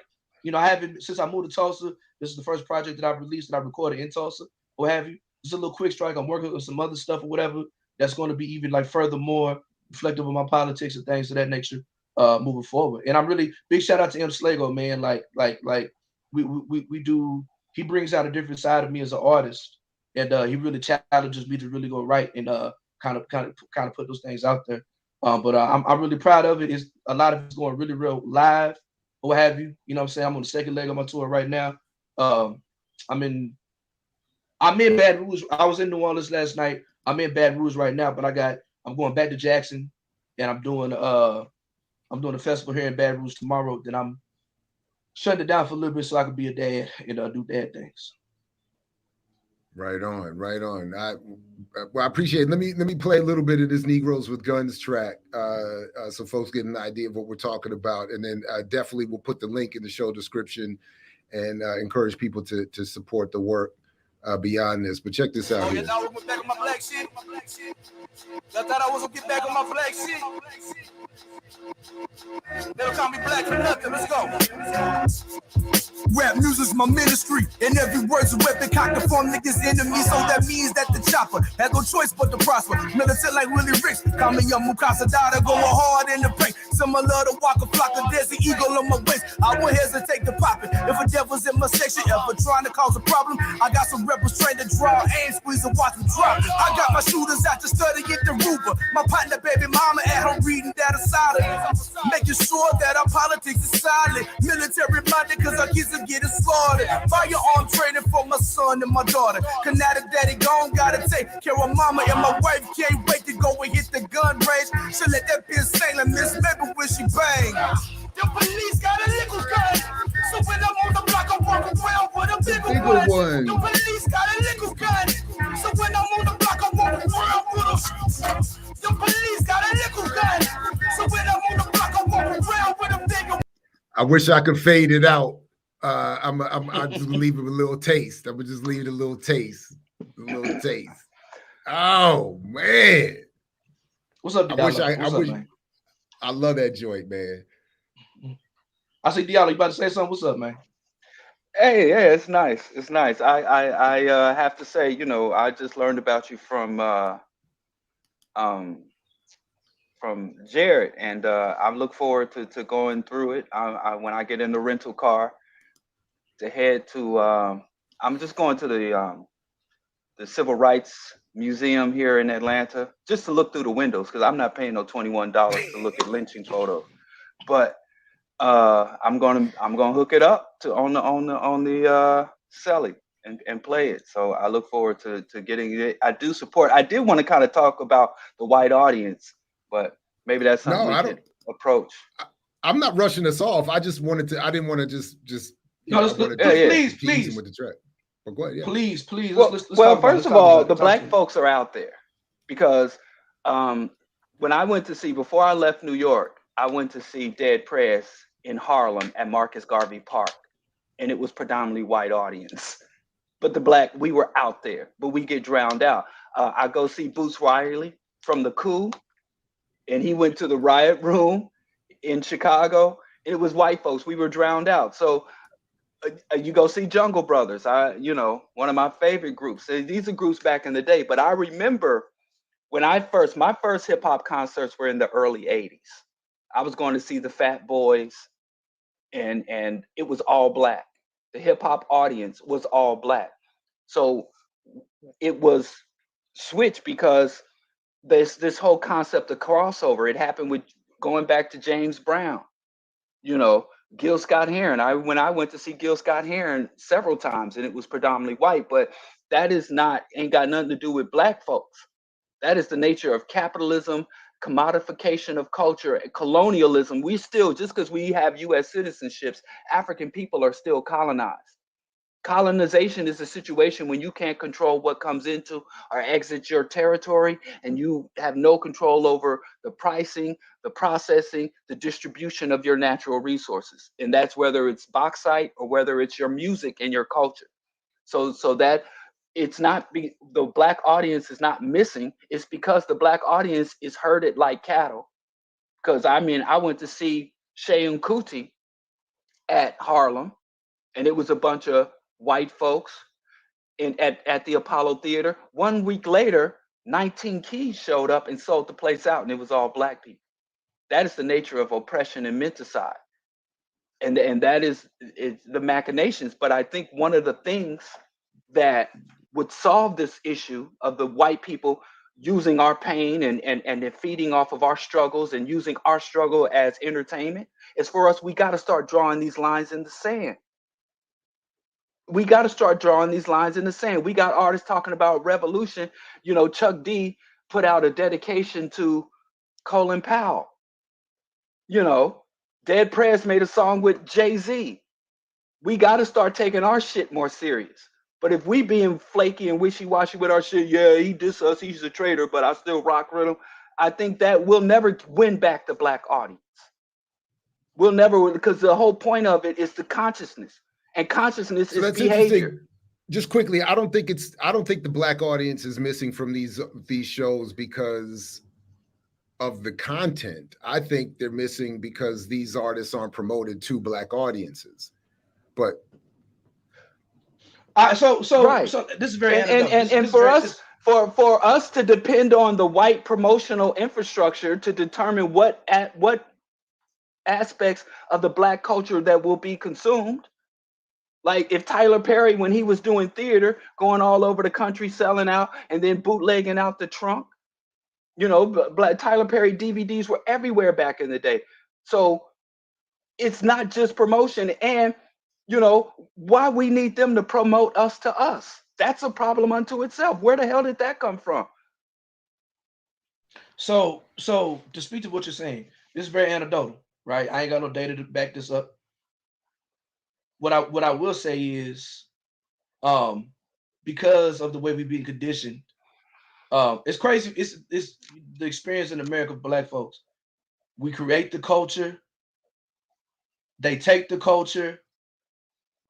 They feed us their version of the culture, and that's what we buy until we create some new shit, right? So with that said, like, when it comes to like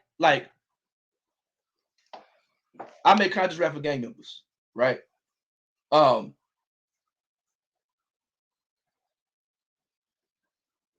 Get to rap in front of my demographic because they're not in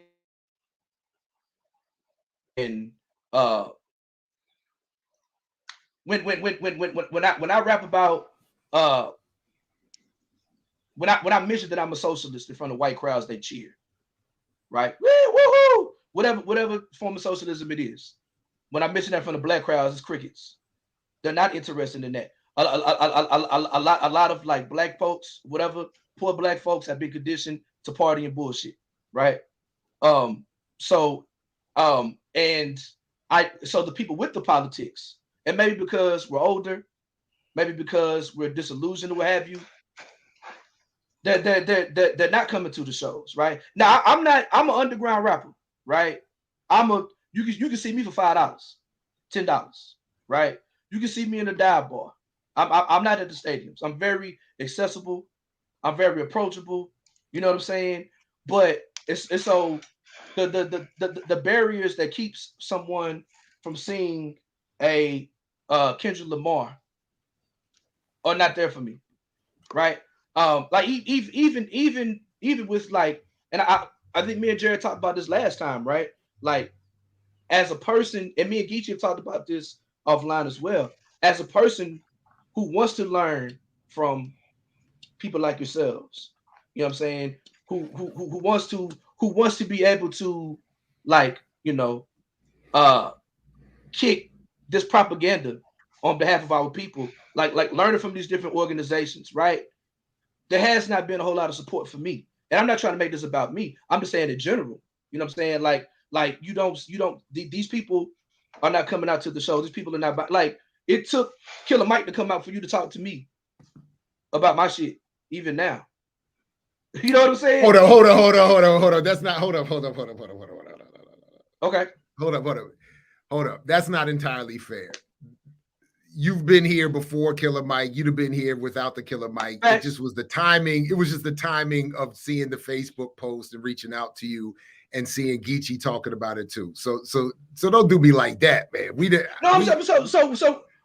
We'd have had you. Right. We would have been invited you back to talk about the album, and I had been in touch with you about listening to the album. I just hadn't got caught up to everything yet, and we doing it now. Fair enough. Fair enough. My apologies. So I guess the point I'm trying to make is this, right? Like, I can tell you this is totally anecdotal, but the support has not been there from in general. Like when I go into the art, like last night I did a show in New Orleans, right? The show was not well attended. It was maybe like 15 people there, right? But it was all Black, and I was so happy because I just came back from doing shows in Kansas, Maine, and New Hampshire. Now, granted, you know what I'm saying, there's not a lot of Black people up there, period, or what have you. But a lot of times when I go, especially when I'm outside of the South or whatever, I see less and less of myself. I see less and less artists by myself. Now, you know, Black people, we don't have the access. Wait, hold up. We don't have the access to own the venues, right? We don't have access to buy the buildings, to own the venues, what have you. And like for me, specifically with more culture, like too many white people in the West who've never been around Black people before have too much.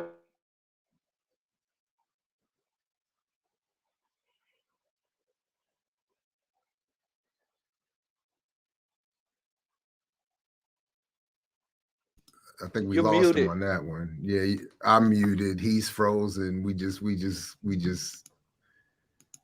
It was right.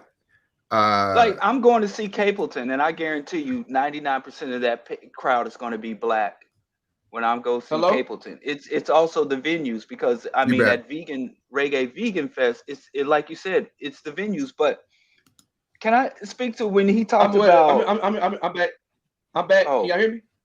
Yeah. Right. Okay. All right. And so for me, right? I want Black people to step back into the culture more. I want to see Black people more represented.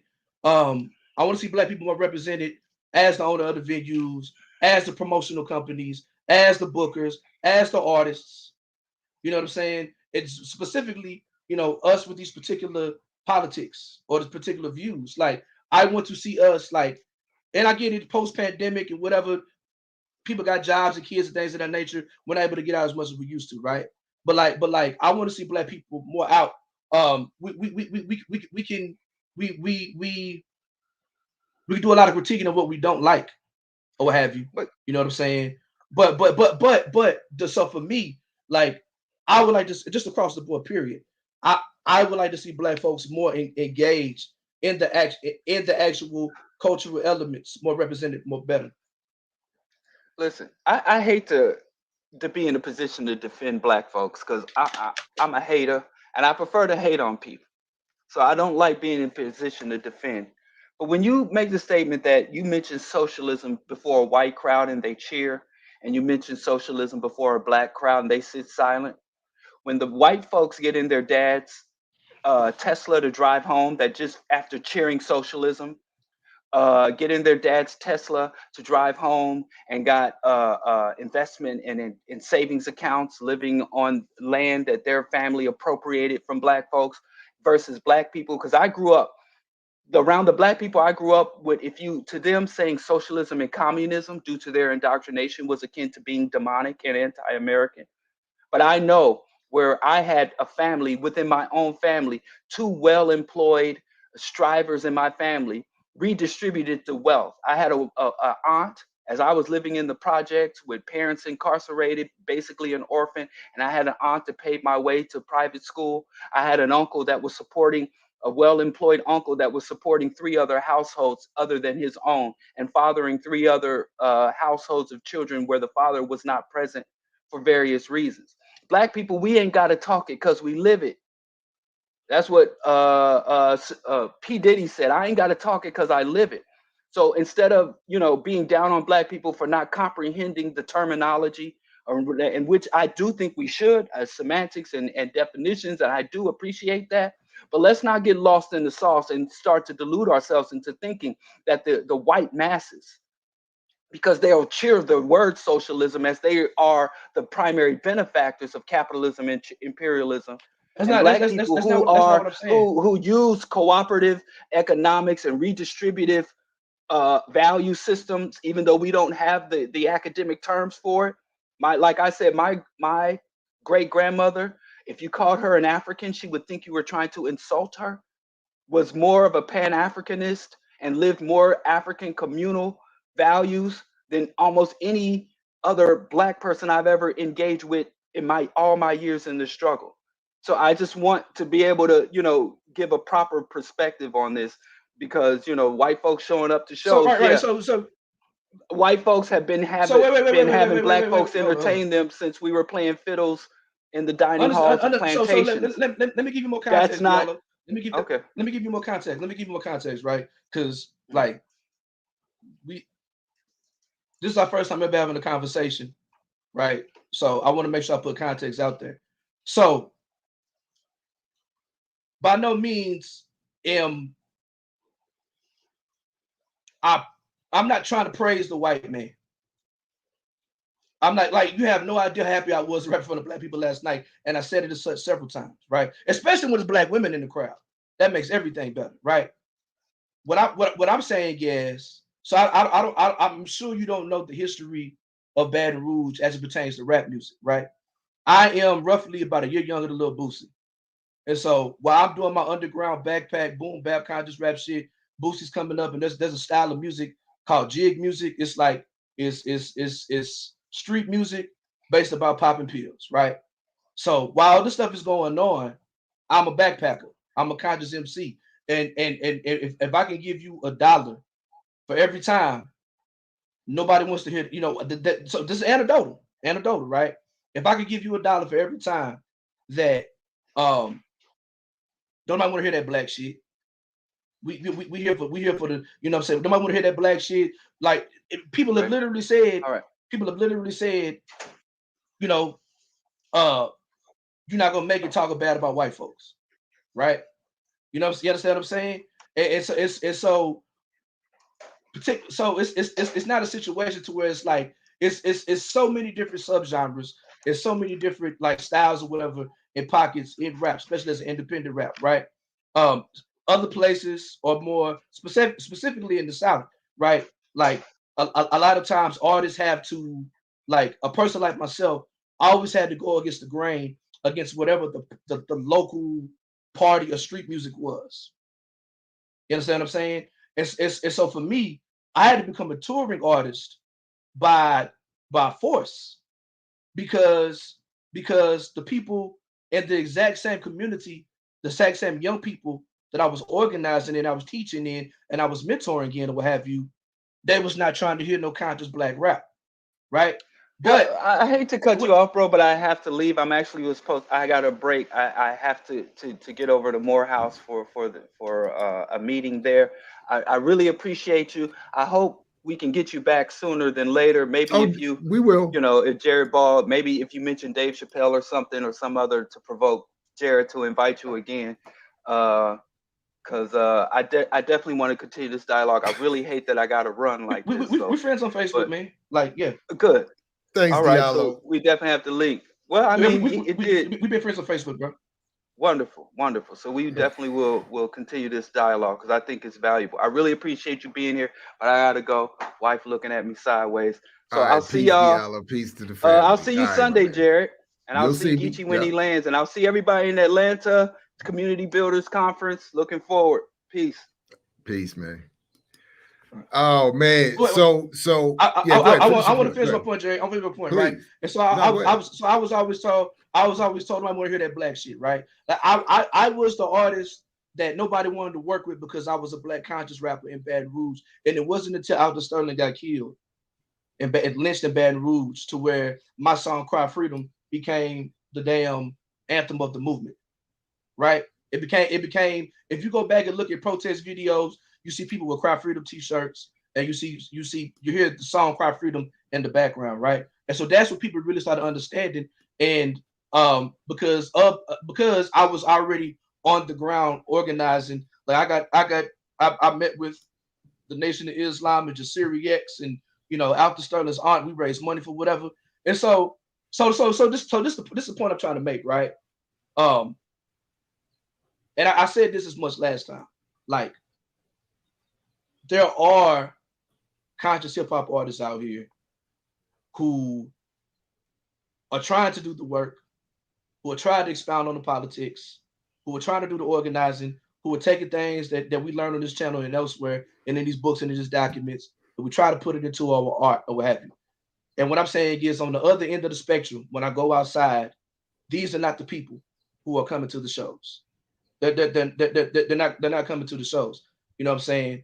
And so, and like I think I said on the last interview, right? Like, say how Kalanji and Kamal and Jamal Joseph sit down with Killer Mike T.I. and Ludacris or whoever and talk to them about, we need you guys to step it up. Them dudes is foregone. They get money, right? You got artists, and not even to say myself, right? Like, if you listen to a Ghetto, the second person rapping, that's my OG. You know what I'm saying? Truth Universal out of New Orleans. Like, my whole career, I've just tried to be the version of him, right? Like, you talk about Malcolm X grassroots movement. You know what I'm saying? He was in the Zulu Nation before that shit went left, whatever. But you know what I'm saying? But he did the work. You know what I'm saying? Like, it's people like that who are trying to be the soundpiece for these organizations or for this particular movement. We out here. We outnumbered. Like, choosing to be an underground conscious hip hop artist who is a radical leftist literally is the most marginalized thing you can do as an artist. You know what I'm saying? I have a particular background. I have a particular background that's not political, that is very apolitical, that is very lumpen proletariat, that I can rap about and probably make more money. Because that's more, Black death and murder and the street shit is more palatable for a lot of people. Yes, it's more palatable, unfortunately, the way we've been conditioned and what have you. And so for me, man, like, I want to be, like, I wish, like, the conference y'all doing this weekend, y'all had workshops just for artists like myself who want these particular politics, who want to be able to, okay, what's the platform for community movement builders? What's the platform for the after party, as you talk about? What's the platform for HACA? What's the platform for AARP? And how can we make sure that these artists are able to propagandize our politics and get people on the street level to become interested in these things, right? You know what I'm saying? I'm with all that. I think I'm gonna do a Black August celebration with Kalanji in Virginia. You know what I'm saying? In August, I believe. I think August, whatever, some week in August, right? Clearly it's gonna be August, Black August. But and with that said, like, I would like to see it maybe because I don't have a budget of crazy marketing dollars to even reach my demographic of people. Like, but if you're listening, pop out. When you see an independent artist, you know what I'm saying? You see an independent artist who's talking that shit that you like to hear, that you agree with the politics, you agree with the music, you dig it. Like, you have no idea, like, how much, like, that makes a difference in us being able to sustain, you know what I'm saying, and keep doing what we're doing, what have you. You know what I'm saying? Now, I'll be 40 this year. I've been blessed. I'll be able to tour as long as I want to because I've been able to build like a niche fan base. You know what I'm saying? I've been able to build a niche fan base or what have you. And you know, and I desperately want to add more Black people to this fan base. Or to, you know, I want to be able to get to places to where I can come do a show and earlier that day I can go to a community center and talk to somebody because I'm a teacher. You know what I'm saying? I want to be able to come and like reach out to people in the community, whoever's doing some organizing, so I can lend my hand, be a voice to it, talk to folks, learn some shit, and take it wherever I go. You know what I'm saying? So you know, so this is a off the call for all people to pop out. So I hear you, and so a couple things. I agree with Diallo's point that he was making in terms of the whites in attendance and the ease with which they could say, "Yeah, we appreciate socialism," and then ride home in the Teslas and live their lives. What I think I disagree with a little bit with both of you on is this idea that. I mean, the trick bag is, or part of the trick bag in the colonialism that Diallo was talking about. When Diallo was saying, why do we need the white man to promote ourselves? It's not about a need. It's about an inability to compete with their promotion. That's what colonialism does. That's why I've never found value in these arguments around we got to decolonize this arena before we can address the broader political apparatus itself. And I'm like, no, that the reason you can't address yourself to this specific arena, maybe the music industry or journalism or some other or academia, is because of the broader colonialism. So that's why when there are limited amounts of Black audiences in Black people in your audience, this is the same problem that Hendrix, Bob Marley, Miles Davis, any major artist trying to address themselves to their community in a way that is not sanctioned by the industry finds themselves having a difficult time reaching their own audiences. It's easier to reach a more diverse white audience who, even in smaller numbers vis-a-vis their mainstream numbers, will present in numbers to underground art shows and artists that will seem large. But the idea that, so anyway, so that's one thing. So one of the reasons you don't see as many Black people in your audience is because there's fewer Black people, period. There's fewer Black people hearing your music. Within that Black community, of the segment that is radical and would be looking for your music is even smaller with less resources. Excuse me. So it becomes difficult. And then those of us with platforms who would want to promote your work with those politics. I think Marcel had to leave. Yeah, he had to leave. Anyway, those who would have something with his computer, but those of us who would want to promote Marcel and that kind of work, we have less resources and less of an audience and less promotional capability to have our work magnify elsewhere. And then all of it can be so easily wiped away with a promotional campaign sponsored by the ruling elite to promote any amount of other forms of the art and artistry to wipe us all out. So to make it hard for any of us to reach each other's communities and audiences. So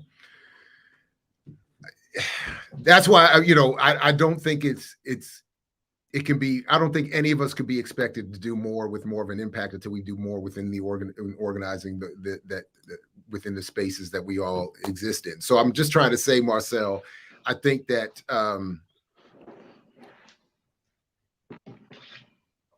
I get that, because I've read about this from other artists and heard other artists for so many years talk about this. I get you want more Black people and more Black interest in hip hop and supporting grassroots and underground artists. But the reality is mainstream Black audiences are captured by a media environment that is controlled by the ruling white elite. So that's my point. That's my the point. contradiction. So okay, okay, Jab. So what do I do? Sure. Like I said, you know what I'm saying, you a seasoned man, right? I don't consider you the mainstream Black audience. What do I do to get more people like yourself? And I know you're not going nowhere no more. You know what I'm saying? But even for people, even for people who can't, you know, people who don't really get out the house, you know what I'm saying? Like getting that type of engagement still means a lot to me. Even if I can't see you in person to slap dap with you. You know what I'm saying? There's like, if you ask any, like, there's so many. I can, if I can give you a Black underground conscious independent rapper, and all of them are going to tell you the same thing I'm telling you.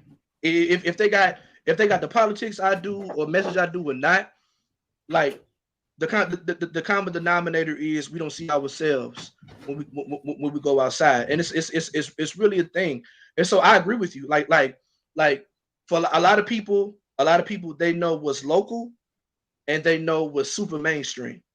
And if you don't like the local shit or the mainstream, a lot of times they get so jaded they don't look at the in between. Well, and the reality is, and this is something that media and propaganda studies does teach, the reality also is that even if it's so-called underground, if it doesn't reflect the mainstream, it's also going to be less likely to hit, because people are attracted to what they recognize, even if it's supposedly underground. So this idea that an underground artist can even be heard and by their own community and automatically liked when they don't sound like the mainstream is I think not correct. Is another challenge. So that's so to reach more people like me who are younger and more able and willing to get out and be out and do all those things, I think the reality is you and I and we have to organize to create more people like us.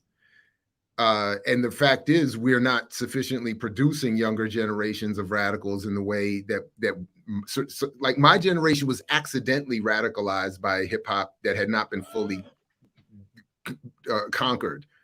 You know, again, Public Enemy was never supposed to be popular. Dead Prez was suppressed immediately. Was never, you know, I mean, but even so, you know, X-Clan was never supposed to be popular. Poor Righteous Teachers was never supposed to be popular. That's why they're never mentioned when they start talking about all these 50th anniversary hip hop reflections. None of that was supposed to happen. The radicalism within the African-centered or Afrocentric movement in native tongues and all that was never supposed to happen. So once the industry caught up to itself and realized that rap wasn't going away and that they could manipulate it, they got rid of all of that for the most part in terms of the mainstream, so that successive generations are not accidentally radicalized or inspired by their music in the ways that my generation was. So that accident, that corrective measure has been taken. So for us to reproduce that, we have to find, we're not going to reproduce radical, we're not going to reproduce the encouraged radicalism in a generation in the way that it was done by accident for mine. We're going to have to accept the fact for now that we're going to get smaller pockets of people interested in the kind of work that you're doing. And we're going to have to accept that contradiction until we build more sustainable movements and revolutionary efforts that change broader amounts of consciousness in the community. It's not going to happen through the artistry. It's not going to happen through any academic, journalistic, or artistic work. None of that work will reach the audience in the way that it's intended to until we develop the consciousness among the audience that can hear it. So that said, I don't know exactly what else to do, and I think we're just going to be stuck in this for until we. So I do think I like your suggestion, and I don't know to what extent this conference this weekend is or is not doing what you're suggesting, but I do think that there should be. There could be more overt ways in which grassroots and radical organizations can build with artists to do the kind of work that you're talking about. And the flip side is, though, artists like yourselves are just, I can't see how you're going to be able to put together the kinds of careers that would develop independence and material success with those politics I just don't see how, because we don't have enough. And then I'll end here, and that's why we see Chuck D and Public Enemy, and even to a certain extent Dead Prez and others over time. If they want to maintain any level of notoriety, they have to, their politics have to slide a little bit more to the center. Otherwise you can't be in these spaces. You can't be in those heavily promoted spaces with your maintained politics. Anyway, go ahead. Yeah, go ahead. So I was telling my friend last night, because he asked me about the article. The write-up I did. And like he was there when I met Killer Mike. He was there to so he knows our relationship, right? You know what I'm saying? And he asked me, he was like, so he asked me, what does this leave me? And this is what I told him. Because I have a niche fan base, because I have a niche fan base that, when I'm not teaching, I can tour the country pretty much as long as I want to. I've reached that. I've made it to that age to where it's like, it doesn't matter how old. Like, it's ironically, I've made it to the age to where it doesn't matter how old I am, as long as I'm kicking the shit that people want to hear. With a particular fan base, they don't care, right? And like, it takes a lot of work to get there, to get to that point where it's like all my favorite rappers are like in their 40s and 50s. It doesn't matter that they came out 30 years ago. I want to see KRS-One live. I want to see Blueprint. I want to see Murs. I want to see these MCs, right? Regardless, because they do what I love, right? And so I'm on the tip of that, and I've gotten there to where it's like, for the next 10 years, I'll be able to go to particular cities, and there's going to be some 22-year-old kids who want to hear Marcel P. Black, right? You know what I'm saying? So what I told him was, I'm not going to be famous. I love underground hip hop. I proudly strive for, and we'll take the title of being an underground hip hop legend. I know nobody. I'm not gonna be on nobody's TV screens. I'm not gonna be in nobody's Grammys. I want to do the work. So more than sustaining a career of having success with these type of politics, right? With whatever I do, right? As an educator, as a youth organizer, as a person in the classroom, I'm not, I moved to a different city, so I'm not necessarily like doing like a lot of community organizing like I used to, because I've just been so much with my kids and teaching, but I'm absolutely in the classroom trying to look. 10 years from now, when you have a whole bunch of Tulsa kids, Mexican kids who are like socialists or communists, that's because their teacher taught them about Fidel Castro and Che Guevara. And you know what I'm saying? Because I taught my brown babies about the revolutionary shit that the white schools wasn't gonna teach them, right? I want, my kids know I love Fred Hampton. Like my room was the Rainbow Coalition, right? Like that, those were the politics we ascribed to. We did lessons to where we had to, like, not only did we study the Black Panther Party 10-point program, but I want to say the Brown Berets had like a 15-point program. And I had my Mexican babies, you know what I'm saying, learn about that shit, right? And so what I'm saying is, yes, like, would I like to make more money rapping? Absolutely, because I got kids. And I have a great wife who and I don't ever want my children to call somebody else daddy. So do I want to be able to sustain and not be trick stuff off? Absolutely. But more importantly, like, I want to do the work. And like, no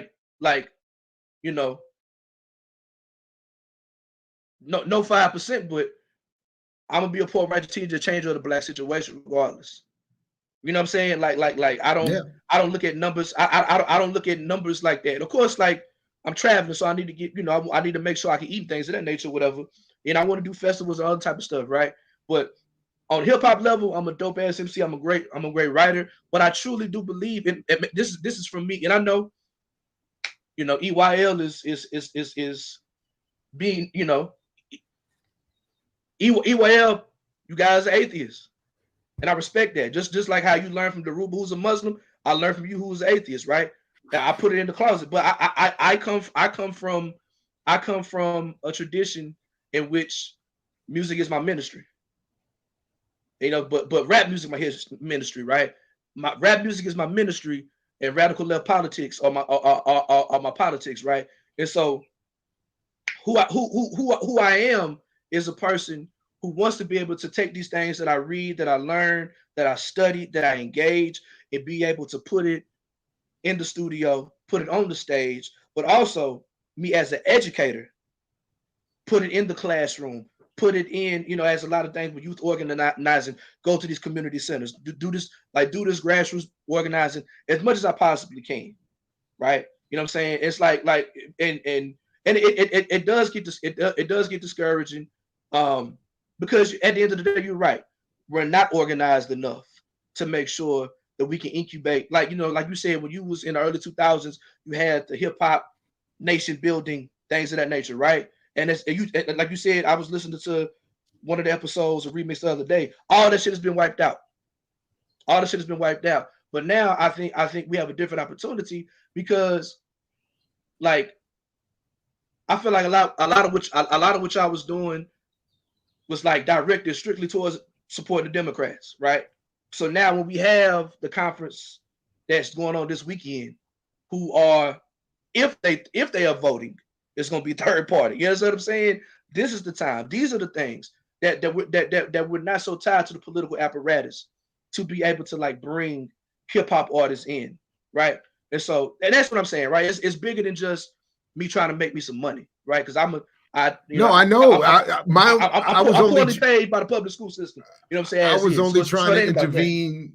Yeah, I was only trying to intervene a little bit on this question of why we see the audiences we see and we don't see the audiences we want to see, and it's because those audiences are captured by those in power, and neither audience is in control of that. So, but listen, man, we do got to start to wrap it up here, because Kalanji's coming up at 11, and unfortunately, I as much as I love it, I can't just be sitting here all day.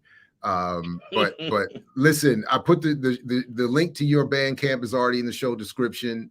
You are definitely welcome back all the time, even in the absence of a commentary about Killer Mike. So we'll definitely work that out. And but peace to you, man. Appreciate you coming through, and thanks for all the great work that you continue to do, my man. Peace. All right, take good care. Take good care. All right, everybody. That's Marcel P. Black. Please do support his work. The link is in the show description, and check the other interviews we've done, and stay tuned for more from him and others here on this platform. I'm the last man standing as far as the EYL crew is concerned, because everybody's out there doing the people's business and headed to this conference. I will see you all on Sunday. Peace to those organizing the conference. Peace to everybody in the chat for coming through this morning. Thank you very much for your continued support of the platform. Please do like, share, subscribe. Go to blackpowermedia.org and support any number of ways, any way that you can. But definitely, put the word out, retweet, share, all those kinds of things, and help Quaker anarchists in our PR team on social media. Anyway, big shout out to my comrades, brother Diallo, Geechee, and the rest of you here at BPM. Again, make sure you got the bell rung as well. And as always, peace only if you're willing to fight for it. Catch you next time here on Earn Your Liberation and throughout the Black Power Media platform. Peace, everybody. Only if you're willing to fight for it, like Fred Hampton used to say. You got to earn your liberation.